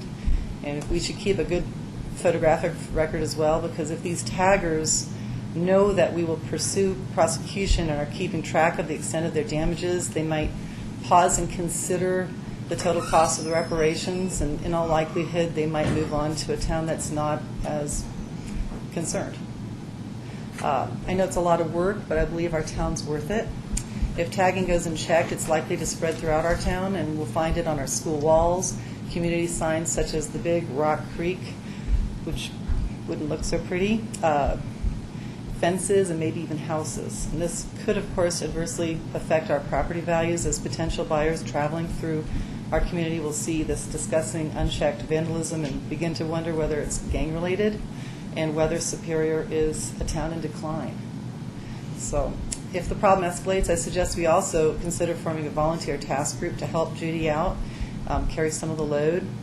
Volunteers could get the word out through neighborhood watch programs, help paint over graffiti where appropriate, and document where the tagging has occurred and which taggers are doing it. My husband's already indicated to me that he'd be willing to help map all of that and keep the records for that if you would like. So. Great, thanks. Trustee Gergeris, I think, if that's okay, you had some comments about that? Or Trustee Williams? Either way. I'm just curious, in your research, did you find any information on, are they residents that actually do this kind of graffiti, or is it outside? There isn't a lot, but it's anecdotal. They find where kids are bored and are not given as much one-on-one attention from their families, they tend to get a little busy, or they could turn to gangs. This could be gang-related. I do have a call out to Officer Chamberlain. I was going to email him the pictures to see if those 4 taggers are from gangs, but I haven't heard back from him yet. Yeah, it appears that nothing is legible, but it means something. Yes, it does. It always means yes. Yeah. I don't know what it means personally. I've never been part of a gang. I would be curious. But it is something that I'd like them to take a look at and see if we do have some infiltration or if some kids are getting bored. But if they feel like, oh, there's a $500 reward out and someone sees me, they might just stop. And also if we are documenting each case, which we did when we took pictures and we have the places where they are. So now that they've been covered up, we can show, well, you've done all of these and we've seen you do this one. So we could actually, prosecute and claim damages. Well, if you find out any information from Sergeant Chamberlain, I'd be interested to find out what I'd be that happy would be. to, yeah. Trustee Pennington? Scott, I think you're on top of this. Could you give us your perspective? Certainly. The vast majority of times, first of all, we're not aware of any gang activity within the town of Superior. Most likely, though, there's no specific knowledge either amongst Boulder County Sheriff or anybody else in the town staff. As the comment was just made, it's probably bored kids. They're not moving from town to town. They're on foot. They're not going anywhere else, unless we have other activities for them. But they're not going to be displaced. Our biggest reaction is we want it removed within 24 hours. We had instances in the underpass, which are not shown in the pictures. We had the 88th Street overpass. I won't say a concentrated area, but it's a relatively small geographic area. There are a couple of other examples that I wasn't aware of, including the back of one of the stop signs and the like. But our first and foremost, in the comment that was made, letting us know, because we will immediately get it removed, first and foremost. Second has to do with the police patrol, and whether it's the unlit, unregulated areas behind Safeway and adjacent to Community Park where there's a lot of congregating going on. But unfortunately, we can't prosecute unless we catch them in the act. So we're out there. We have foot patrols out there, this and dealing with some other issues that we've had in those underpasses. But our target, our goal is to get it removed within 24 hours of having it brought to our attention. So appreciate that, and we need to publicize that fact that once it gets brought to our attention, we will immediately get the stuff removed, because that seems to be an impediment to having it reappear or to expand. Can I follow up? Yes. How would you suggest we publicize that? I mean, it's a wart, but the idea that we notify the community through all of our mechanisms, whether it's the website, whether it's Channel 8, whether it's e-blast, certainly with the newsletter, to say that we've had an increasing experience of this particular activity. We've done that with most of our code enforcement efforts, whether it's cutting your tall grass and weeds, basketball courts in the rights of way or whatever, to turn around and say, these are the rules, these are the fines, and making the community aware that it's happening more frequently than any of us want to see. Do you know what the fine is for Assuming that it's going to be a municipal code violation, maximum is I'm not sure. It's either $9.99 or $4.99. I don't know whether it's a criminal offense or not, but I can find that out. $999? Yeah, so it's either $4.99 or $9.99, depending on whether you get a jury trial. So I'll check that. Could it also go out on our electronic board, report graffiti and the phone number or something like that? And I think, so thank you very much for Thank that. you very because much. it's a Thank critical you. issue for our community. I think that we need to maybe, well, not to go too high-tech, I know there's an iPhone app where you can actually take a picture and GIS it and send it to a town that subscribes to that. But we probably don't need to go there, but we need to probably make sure that the notification button on our homepage, and I haven't looked at it recently, leaky watering things, watering in the wrong spot, potholes, graffiti, make sure that that's real obvious on the homepage. Trustee Pennington? Okay, before we get off this subject, Yes. do we need to authorize Scott to do that? I think Scott, is it already done? I think Scott is on top of it. Okay. And I would say that I do believe the financial incentive is worth considering if we can make some sort of modest reward for the reporting. Is that something we can do? Why don't you bring it back options to us, since it's a budgetary thing that we'd have to approve it officially, so give us some options. How about at the next meeting? Thank you. Additional public comment? Same subject. Ian Elverson, 1979 Green and Secretary of the Rock Creek HOA.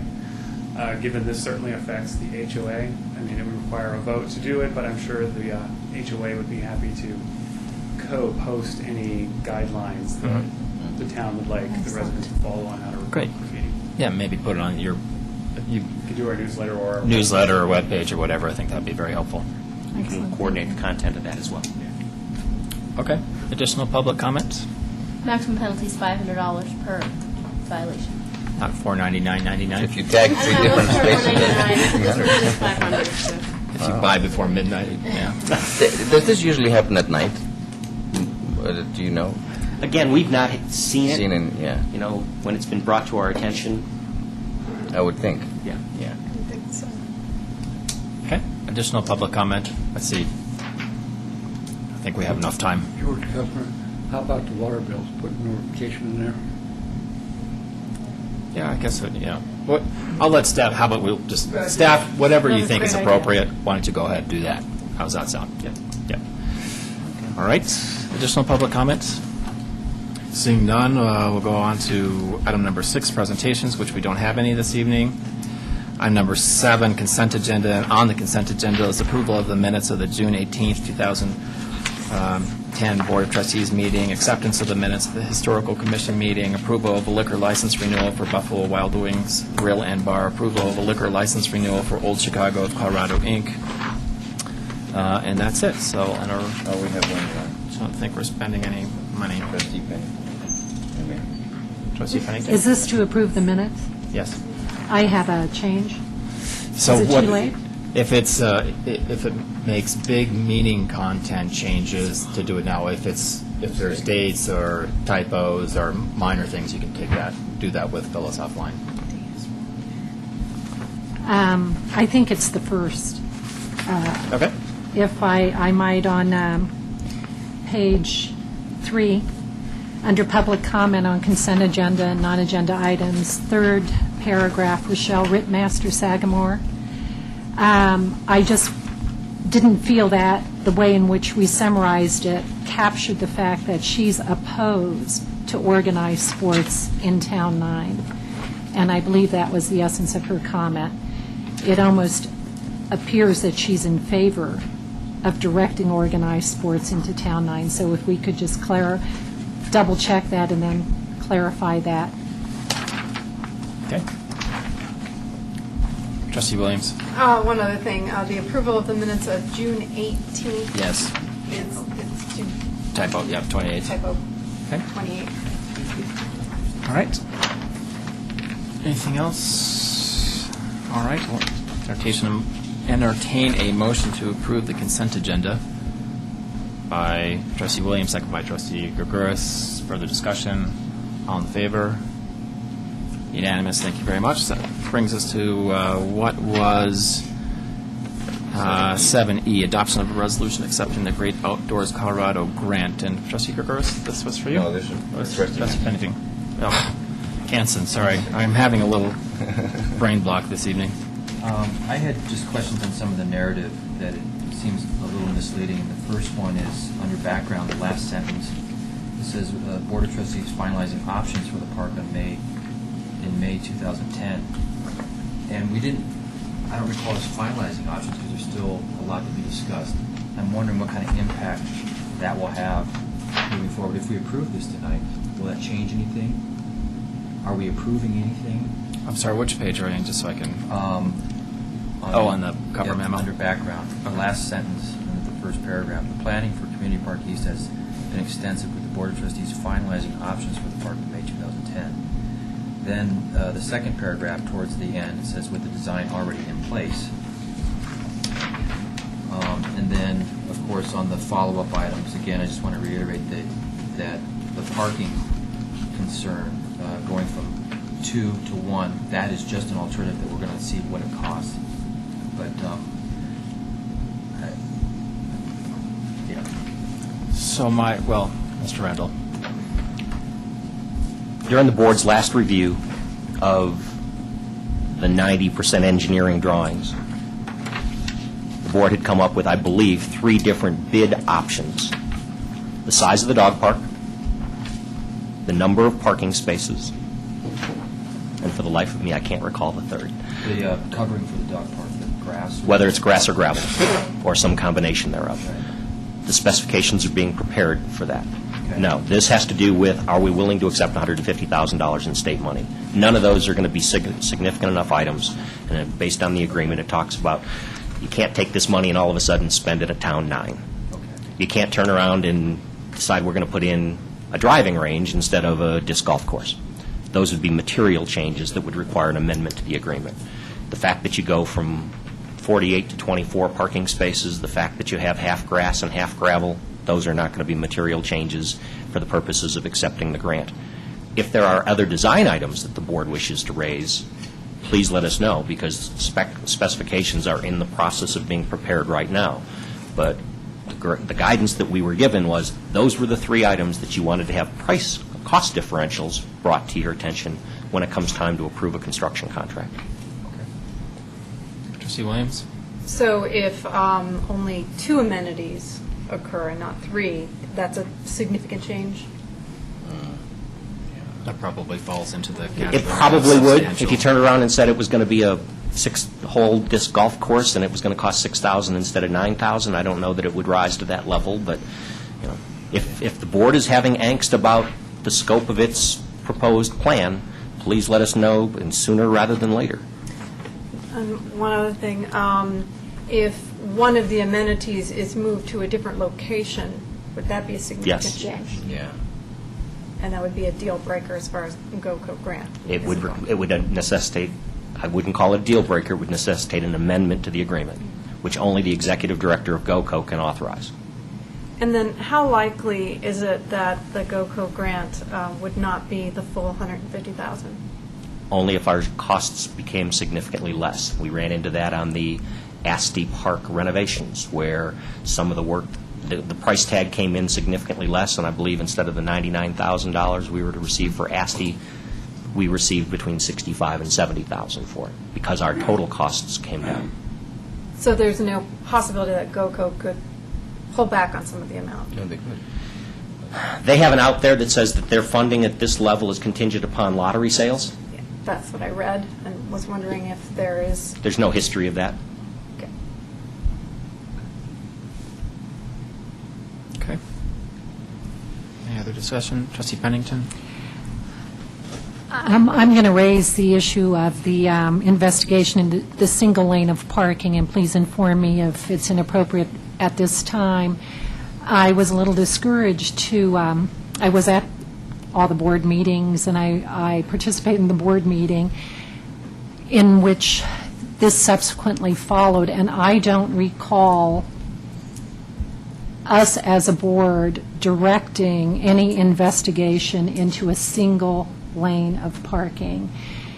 And I've read post-act minutes, et cetera, and followed that issue. I was surprised to see that that's now in the mix of things being considered, and I don't ever remember that directive in an organized fashion from this board.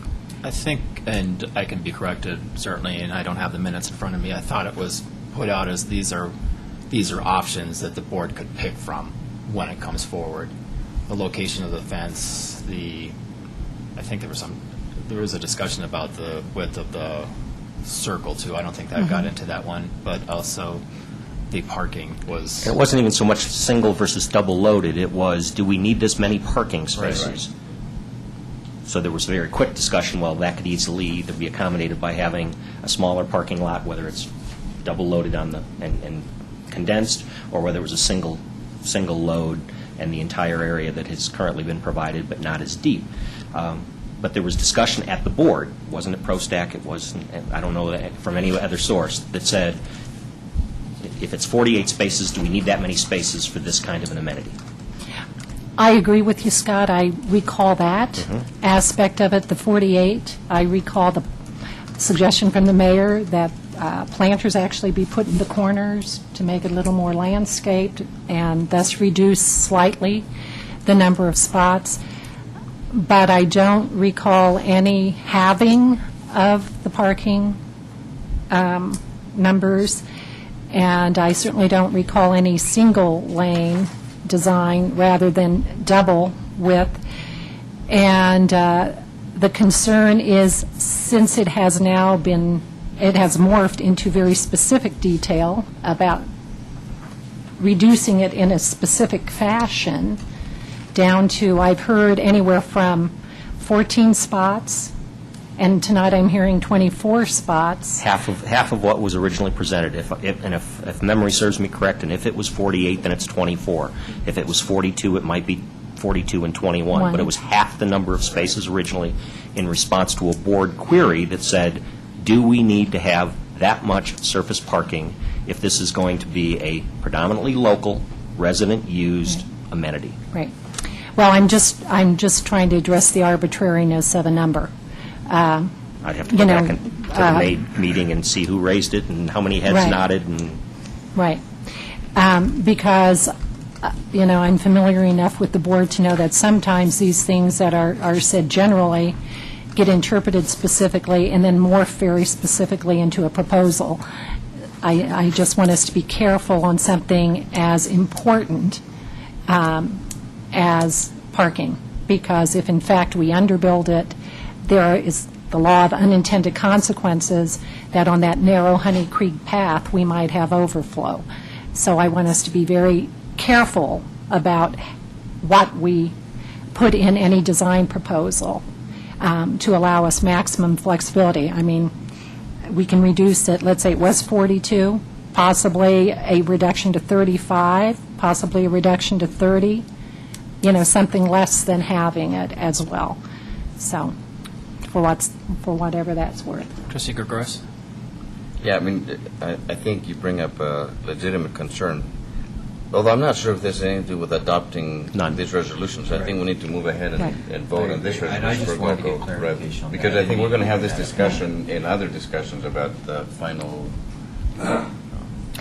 Trustee Williams? Okay, then I have something that directly correlates to moving forward here. And I always seem to bring it back to money.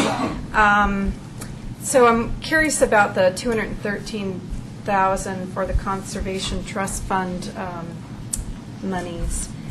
What do we have currently in the Conservation Trust Fund, and what are we being allotted in the next 2 years? The current year, and this project is budgeted at $95,000 in the current year out of CTF, and the balance to come next year. Our annual receipts vary between $100,000 and $105,000. The only other revenue stream we have there is interest income. I believe we have a fund balance projected for the end of the year, after we spend the $95,000 this year, of about $35,000 or $40,000. Rough numbers. Okay, when you talk about spending the $95,000, is that the $95,000 for this park? Or Yes. That is? Yes. Okay. We have $150,000 from the state. We have $213,000 from the town that the town has financed over 2 years. $95,000 this year, the balance in 2011. That's consistent with your 5-year financial plan.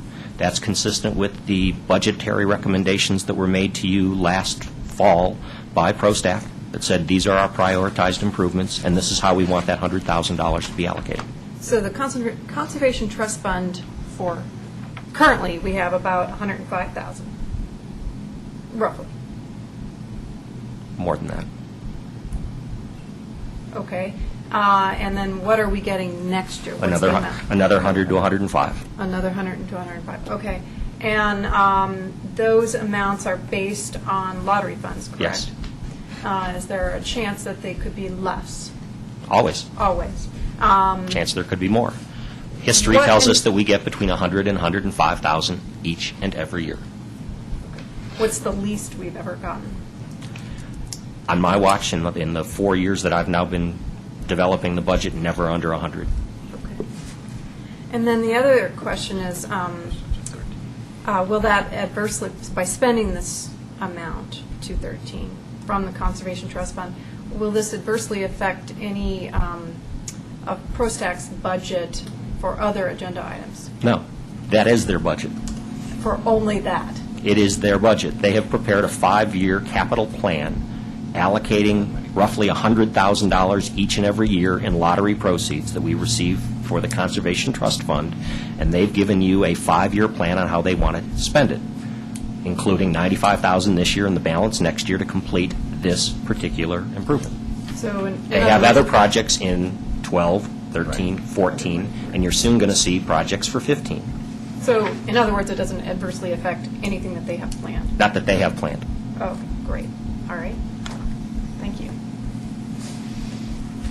Okay, anything else from the board? Public discussion regarding this particular issue? Seeing none, I'll entertain a motion. Trustee Gregorius? I make a motion to approve Town of Superior Resolution -R38 Series 2010, a resolution of the Board of Trustees of the Town of Superior supporting the agreement between the Town of Superior and the State Board of the Great Outdoors Colorado Trust Fund. Motion by Trustee Gregorius, second by Trustee Hanson. Discussion. All in favor? It's unanimous. Thank you. No. Sorry. I saw the. Sorry. So in favor was Hanson, Muckle, Gregorius, and Pennington, and opposed is Williams. That passes. Thank you. That brings us to item number 8, approval of the 2010 goals and staff work program. Mr. Randall. Very briefly, the board has seen this on 2 occasions now. There was some modest tweaking after the last workshop session. I believe that had to do with the investigation of a new Little League field somewhere in town, was the edits from the last 2 weeks. I don't even typically bring these to the board, but because we're halfway through the year and we are in the middle of our budget preparation process, I wanted to make sure that both the goals statement accurately reflect what the board told us both in February and again in May, and that the proposed work program, including the timelines, are consistent with what the board's vision was. There are specifically 14 edits and additions here. Most of them are additions. I believe there are 2 edits in the work program. But if there's anything that jumps off the page as being inconsistent with what the board, again, told us in February or in May, please let us know. Let's make this change, because we want to be able to build these things into the current year financial resources, projected resources for 2011, and to make sure that the timelines are consistent with both look-aheads, work programs, and your expectations on when you expect to see a specific work product. Thank you, Mr. Randall, for working on this. Questions or comments from the board? Question on the create the Economic Development Council. You're targeting September. Is it possible that we can move that to August so we can get started? I know it's only a month earlier, but a month earlier I think helps a lot. It's a product of just getting it done. We can try. Is there anything that prevents us while you're working on that, if we wanted to get together, as long as we call a meeting, to at least start the process of what this council will be working on? I don't know who we are, but there are public meeting. Could you do something in your living room? Certainly you can. Will it carry the auspices of the board? I mean, one of the things that this is going to determine, the enabling resolution, is what's its composition, how many bodies, how terms, picking those people, all of those kinds of things that are associated with. We take them for granted with all of the other 5 advisory boards because you've had the enabling legislation since their creation, in many instances decades ago. So we can try to move it up. I just recognize that there are now, I believe, 65 things on that list. I'm sure there's something of interest to each and every one of you, and you'd love to see it tomorrow. We were trying to balance all of that, but I can see if we can get it done, get it to the board quicker. Scott, I respect your workload, so if you can't do it, don't go out of your way to do it. We'll try. Okay, thank you. Okay. Anything else? Trustee Pennington? I have 2 things to discuss on this. Under capital projects, the high priority, investigate the need and alternative sites for Little League ball field. I am concerned that this overstates our intent as expressed at last meeting. My recollection at last meeting is that we agreed to change this to ask ProStack to investigate the need for a Little League ball field in Superior. So it was need-based. It was not even at that point in my recollection to investigate alternative sites or possible sites. So I would ask that the language of that be modified slightly to, again, change it to ask ProStack to investigate the need for a Little League ball field in Superior. And then the footnote underneath it seems to be sort of unattainable. It says ProStack to study need and site alternatives by July. ProStack has yet not been given that project and will not meet, I believe, until the 3rd week of July. And the second half of that says, and recommend prioritized improvements for review during fiscal year 2011 budget. I believe that's putting the cart before the horse. I had interpreted it that we would give it to ProStack. ProStack would vet it against the rest of their 5-year plan, and ProStack would come back to us to suggest where it may fit in if indeed there is a need for it. So I'm uncomfortable with the explicit language in here. So The goal of the work program, because the work program, and maybe if I'm short, the FY 2011 carries you through December 31st, 2015. You look at a 5-year budget. The budget you receive for 2011 will have a 5-year perspective. So the projects that they recommend, and it may not even fall that early in the priority list, and if it doesn't show up on their 5-year list, then it won't be included in the 5-year financial plan that you see on late August or sometime in August for consideration starting in September.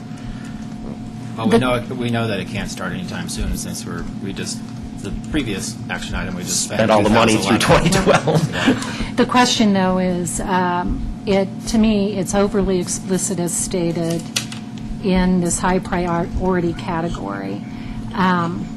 Again, it was simply to ask ProStack to investigate the need for a Little League ball field in Superior.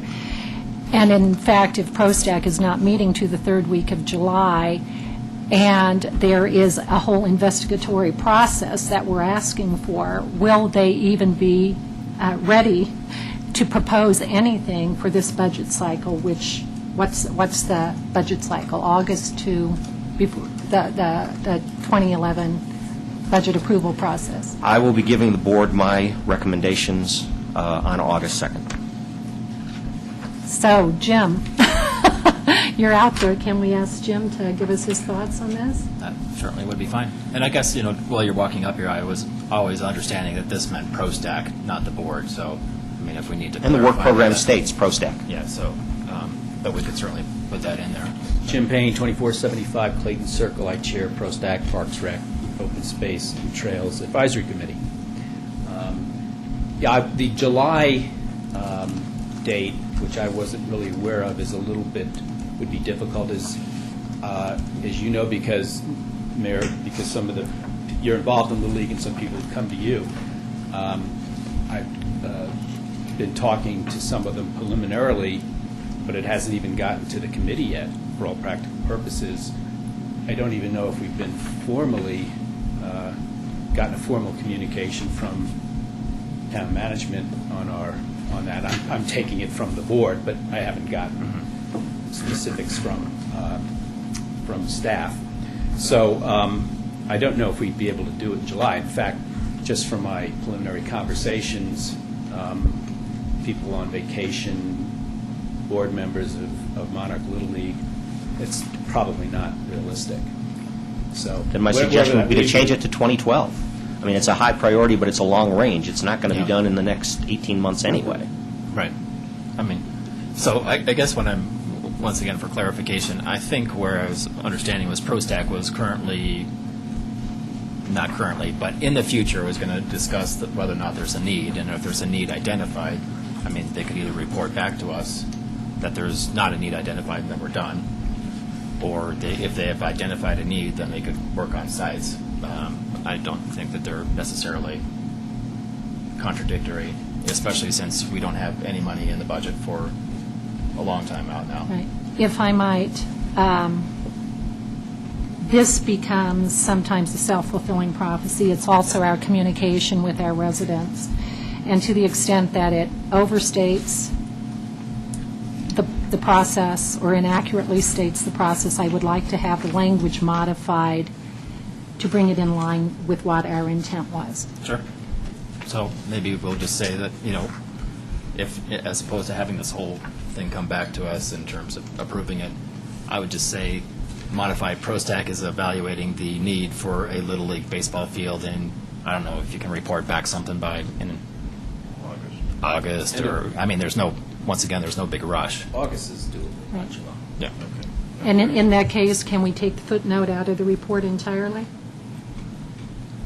Well, Those aren't footnotes. Those are staff work programs. To the extent it's part of the permanent record, I think it's inaccurate. I would like to have it removed from the document. okay.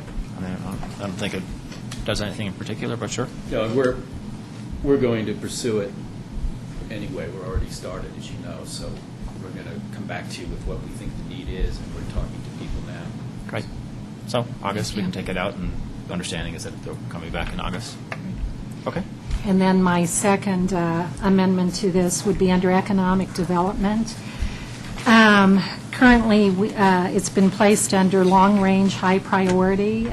Pursue cooperative recreational development opportunities on Richmond 15, with the footnote underneath it, confirm availability and price from Richmond, pursue targeted private and NFP users. This is sort of totally, to me, out of the context of how it was discussed. My recollection is that it was discussed under the moderate priority category as stated, currently number 7, Market, Calmonte, Richmond 15, and Ridge 2 commercial sites.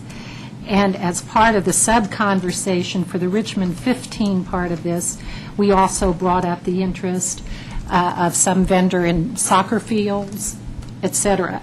So it was brought up in the context of that Richmond 15 rather than its own high priority, long range objective of solely recreational development opportunities with the subsequent sort of action plan down below. And I would actually like it to remain as moderate priority under 7, Richmond 15, and this just be part of the investigation of what to do with the Richmond 15 rather than as an explicit goal in and of itself.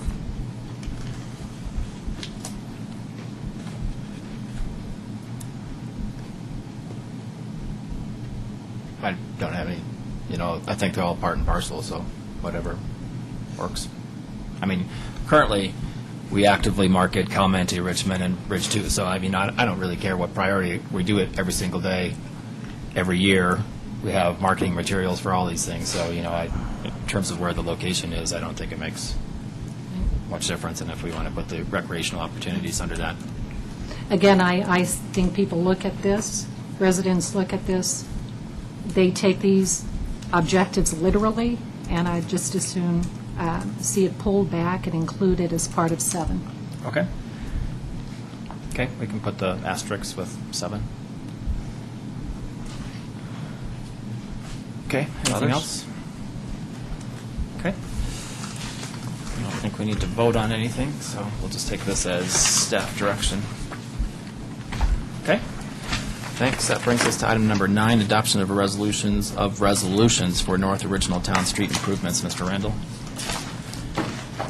Current year's capital improvement plan calls for the reconstruction of streets in Original Town located north of Coal Creek, with the exception of Coal Creek Drive itself. Kurt hosted a neighborhood meeting in early February, at which time all the residents within this geographic area were invited to come in and talk about alternative improvement plans. And at that time, the vast majority came back and said, we're interested in maintaining what we've got. We're not interested in streetlights. We're not interested in sidewalks. We're not interested in curb and gutter. And they don't even need to be rebuilt, just resurfaced.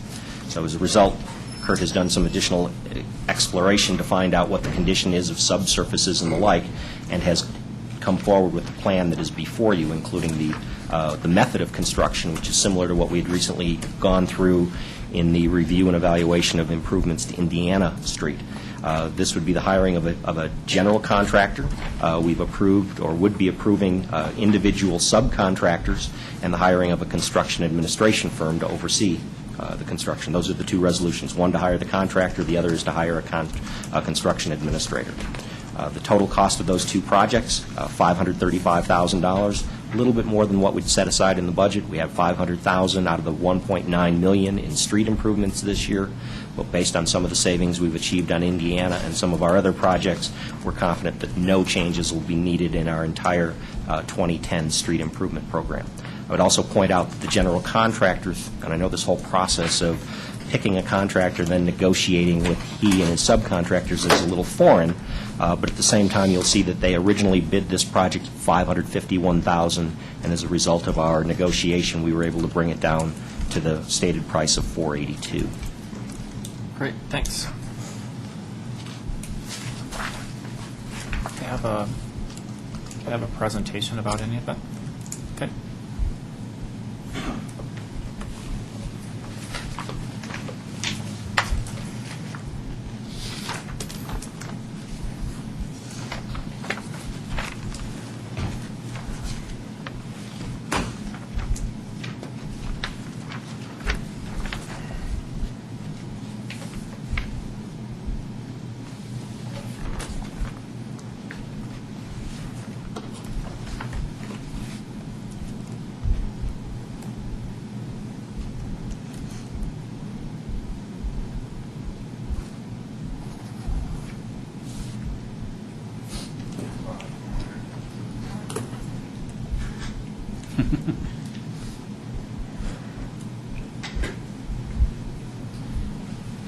Good evening, Mayor and Board. Kurt Cohen, Public Works Director. A few brief slides, and then I'll entertain any questions you have. We're talking about the original Town North project. Basically, it's original Town North of Coal Creek.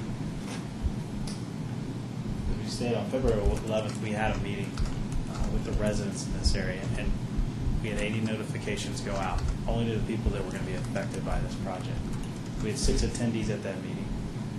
Basically, what we went over was what our approved 2010 budget was. We explained what a capital improvements program was, what our streets replacement program was, and then we discussed that project as it had been discussed in the budget sessions.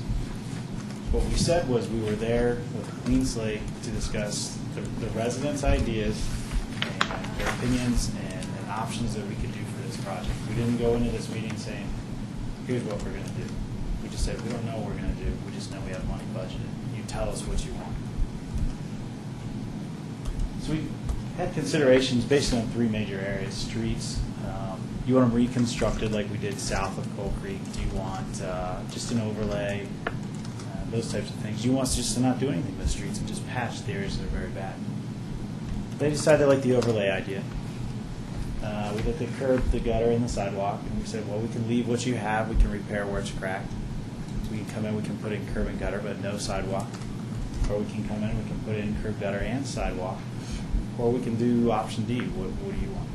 And what we heard was, we just want you to repair what's there. Fix the cracked concrete. And then drainage. We noticed as we went out there and looked around the neighborhood and tried to observe what's going on, there were a couple areas that had some drainage issues, and we said, well, we're in there doing work. Do you want us to fix these drainage issues? Or do you not care about these drainage issues? And what we heard was, yes, we would like you to fix these drainage areas. So out of that, we developed a project scope. Another step in our project scope, and we've done this town-wide this year, is we actually had a radar go across all of our streets. It's a ground-penetrating radar. I think we talked about this a little bit on Indiana, but essentially what it tells me is it tells me how thick the asphalt is everywhere in town. And what we found was, and we'll do a little orientation here. So McCaslin's right here to the right side of the screen. We're right here at the yellow dot. Coal Creek runs right here down kind of the top third of it splits the top third. And First Avenue is the first green line to the right, second, third, fourth. William Street is just below the yellow dot. Charles Street is the last green line. And Maple Street is up here on top. So what we found was everything north of Coal Creek had a good amount of asphalt, 6 to 8 inches in areas. So we felt pretty satisfied. So that took one type of work. That was a mill and overlay, 2-inch mill overlay. And then all these areas down here south of Coal Creek, which were an older portion of the town in this area, only had about 2 to 3 inches of asphalt. So we said, well, we need to stick with this overlay concept. But what we did is we kind of decided that we'll go in with a mill, and we'll mill out that asphalt. But we'll mill it down to the subgrade. Because by the time you mill out 2 inches on a 3-inch street, you have an inch left, and it kind of gets flaky, starts flaking off. So those are the kind of things we went through and scopes of work we came up with for the pavement. And then the drainage areas that were discussed are these purple dots. And just by the nature of the overlay, there's one purple dot on 2nd Avenue north of Williams that it'll get taken care of on its own. It wasn't a major item. There were 2 other locations that gave them real technical names, A and B. And we'll just kind of look at those real quick so you can get a visual on why we're addressing them. Drainage area A is just before the bridge. There's the resident here has a small culvert and a driveway, and it's really a function of the slope of the driveway and the slope of the street. The streets in original town are pretty unique in the way their profile is on the street. They're real steep on the edges and they're real flat, and that causes some issues with drainage. So in this area, what we want to do is we're going to take some of this asphalt down. In this area, we've got like 8 inches of asphalt, which is a lot. We can get away with 4. So we're going to bring the asphalt down. We'll take concrete from this guardrail and rip it out back to here, and we'll put it in at a slope that'll make it drain better. and we'll work with this resident on their driveway to make sure they have good access after we're done. So that's drainage area A. Drainage area B is at 3rd Avenue, which is in the shade here, in Charles Street. And what you have is a big difference in grade. It's probably 3 feet from the asphalt on the top to the bottom of where the pipe is.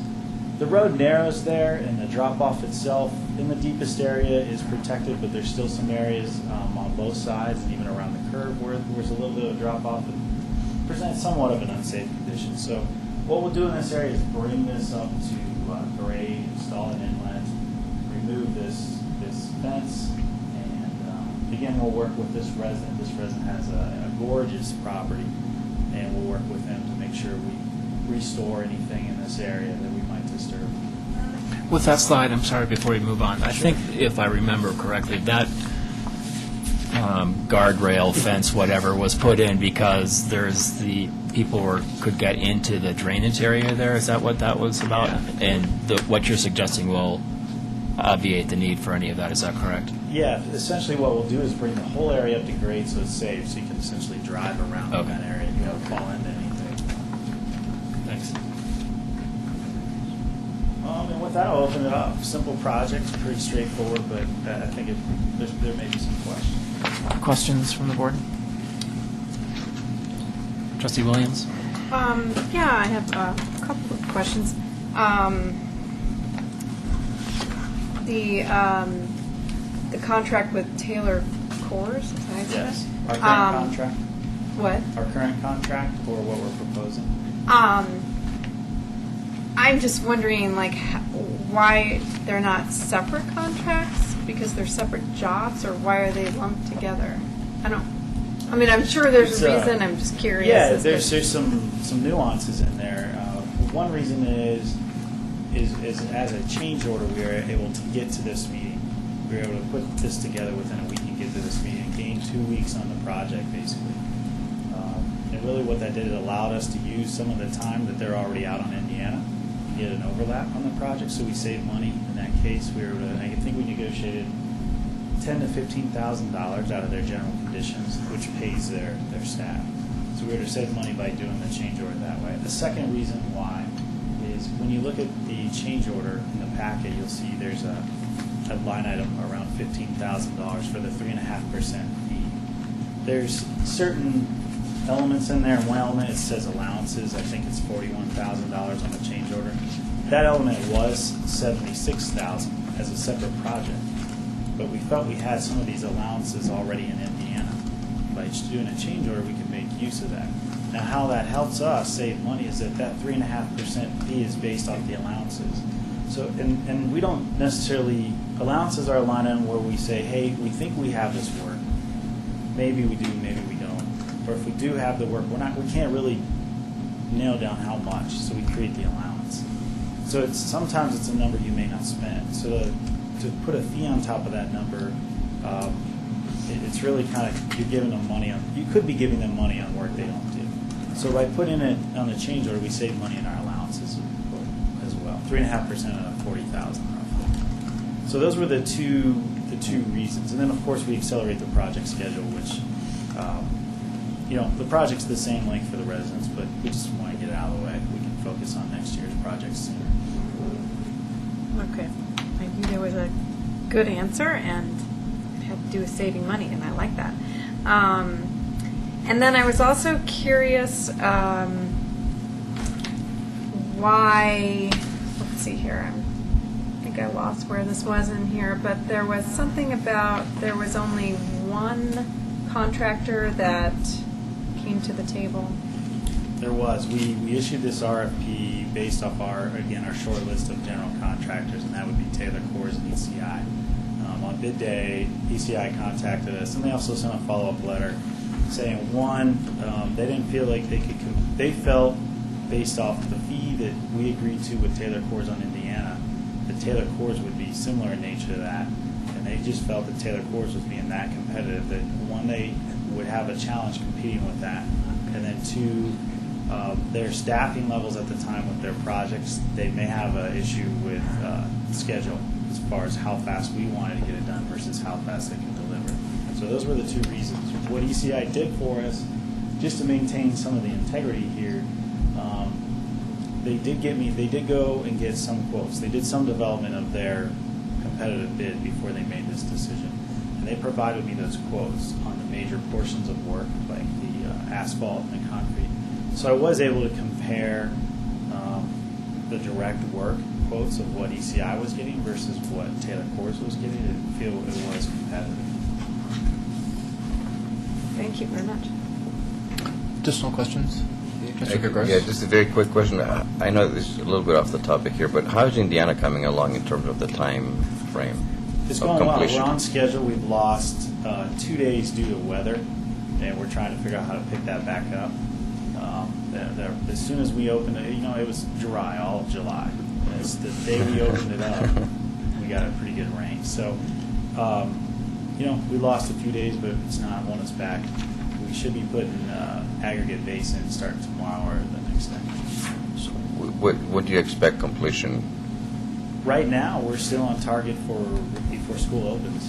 Oh, I really? I believe the date is August 16th. Okay. Our superintendent's actually got a vacation scheduled after school starts, so he's that confident. Let's see, I think I might just have one question here. So without putting in curb, one of the reasons we put in 90-degree or whatever that curb and gutter is on the B612. south part of town. What is it called? What? B612. Yes, that, right. Was for drainage reasons, but you feel confident that not putting it in here will not affect the drainage. I mean, it's not a huge drainage issue right now, but... Yeah, I think it's okay. I mean, for this area, it is what it is. It's functioned for a long time. And I've spent a lot of time walking it, talking to the residents, and I've tried to spend a lot of time going out there when it's snowed a lot or when it's rained a lot just to see what I can pick up. I think it'll be fine. Okay, and you're not anticipating putting in any other inlets with the exception of 3rd Street or whatever, Yeah. 4th? I don't know. Yeah, no other inlets. Okay. And then an important regional concept is walkability of towns. So what's the walking surface?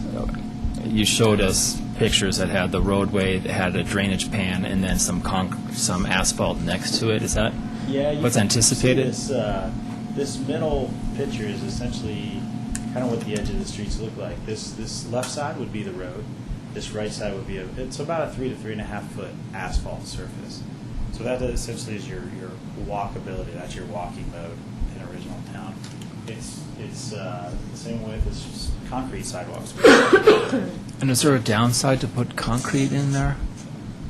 Or I mean, is it more expensive? I think it Was would it be a function- aesthetics or? Well, I think it could be aesthetics is probably a big one. The asphalt there seems to be holding up well.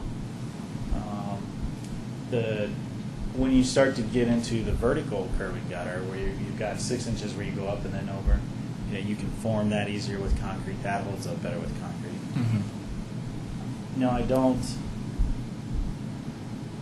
I think doing it this way, you still leave some options. You can come back in the future and do things there if you want to. We're certainly not replacing all the concrete there. Okay.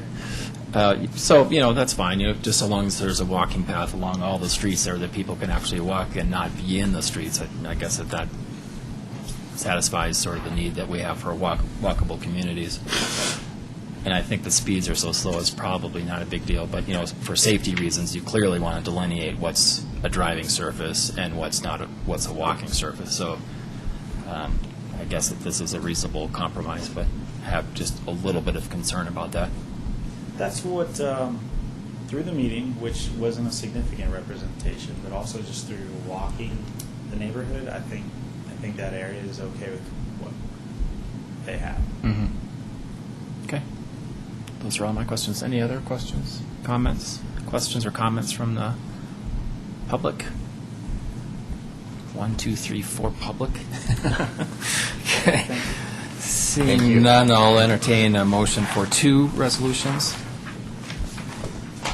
Trustee Gregorius. I would like to make a motion to approve Town of Superior Resolution R-39, Series 2010, resolution of the Board of Trustees of the Town of Superior approving an agreement with Project One Integrated Services for GMP development and construction administration of North Original Town Street improvements. Motion by Trustee Gregorius. Is there a second? Trustee Williams, further discussion? Phyllis? Gregoris? Yes. Hanson? Yes. Muffle? Yes. Pennington? Yes. Williams? Yes. Great, thanks. And that brings us to our second resolution. Trustee Gregorius? I would like to make a motion to approve Town of Superior Resolution R-40, Series 2010, a resolution of the Board of Trustees of the Town of Superior approving a change order to the construction contract with Taylor Coors LLC to include the construction of North Original Town Street improvements. Motion by Trustee Gregorius. Is there a second? Trustee Williams, further discussion? Seeing none. Phyllis? Williams? Yes. Pennington? Yes. Muffle? Yes. Hanson? Yes. Gregoris? Yes. Great. That brings us near the end of our meeting. I did have one. You brought us the information about the weekly digest. Yes. We don't need to talk about it right now, but will you give us a strategy about how we might deal with our neighbors vis-a-vis transportation issues? Certainly. Okay. Anything else to come before the board? Seeing none. Meeting adjourned. Thank you.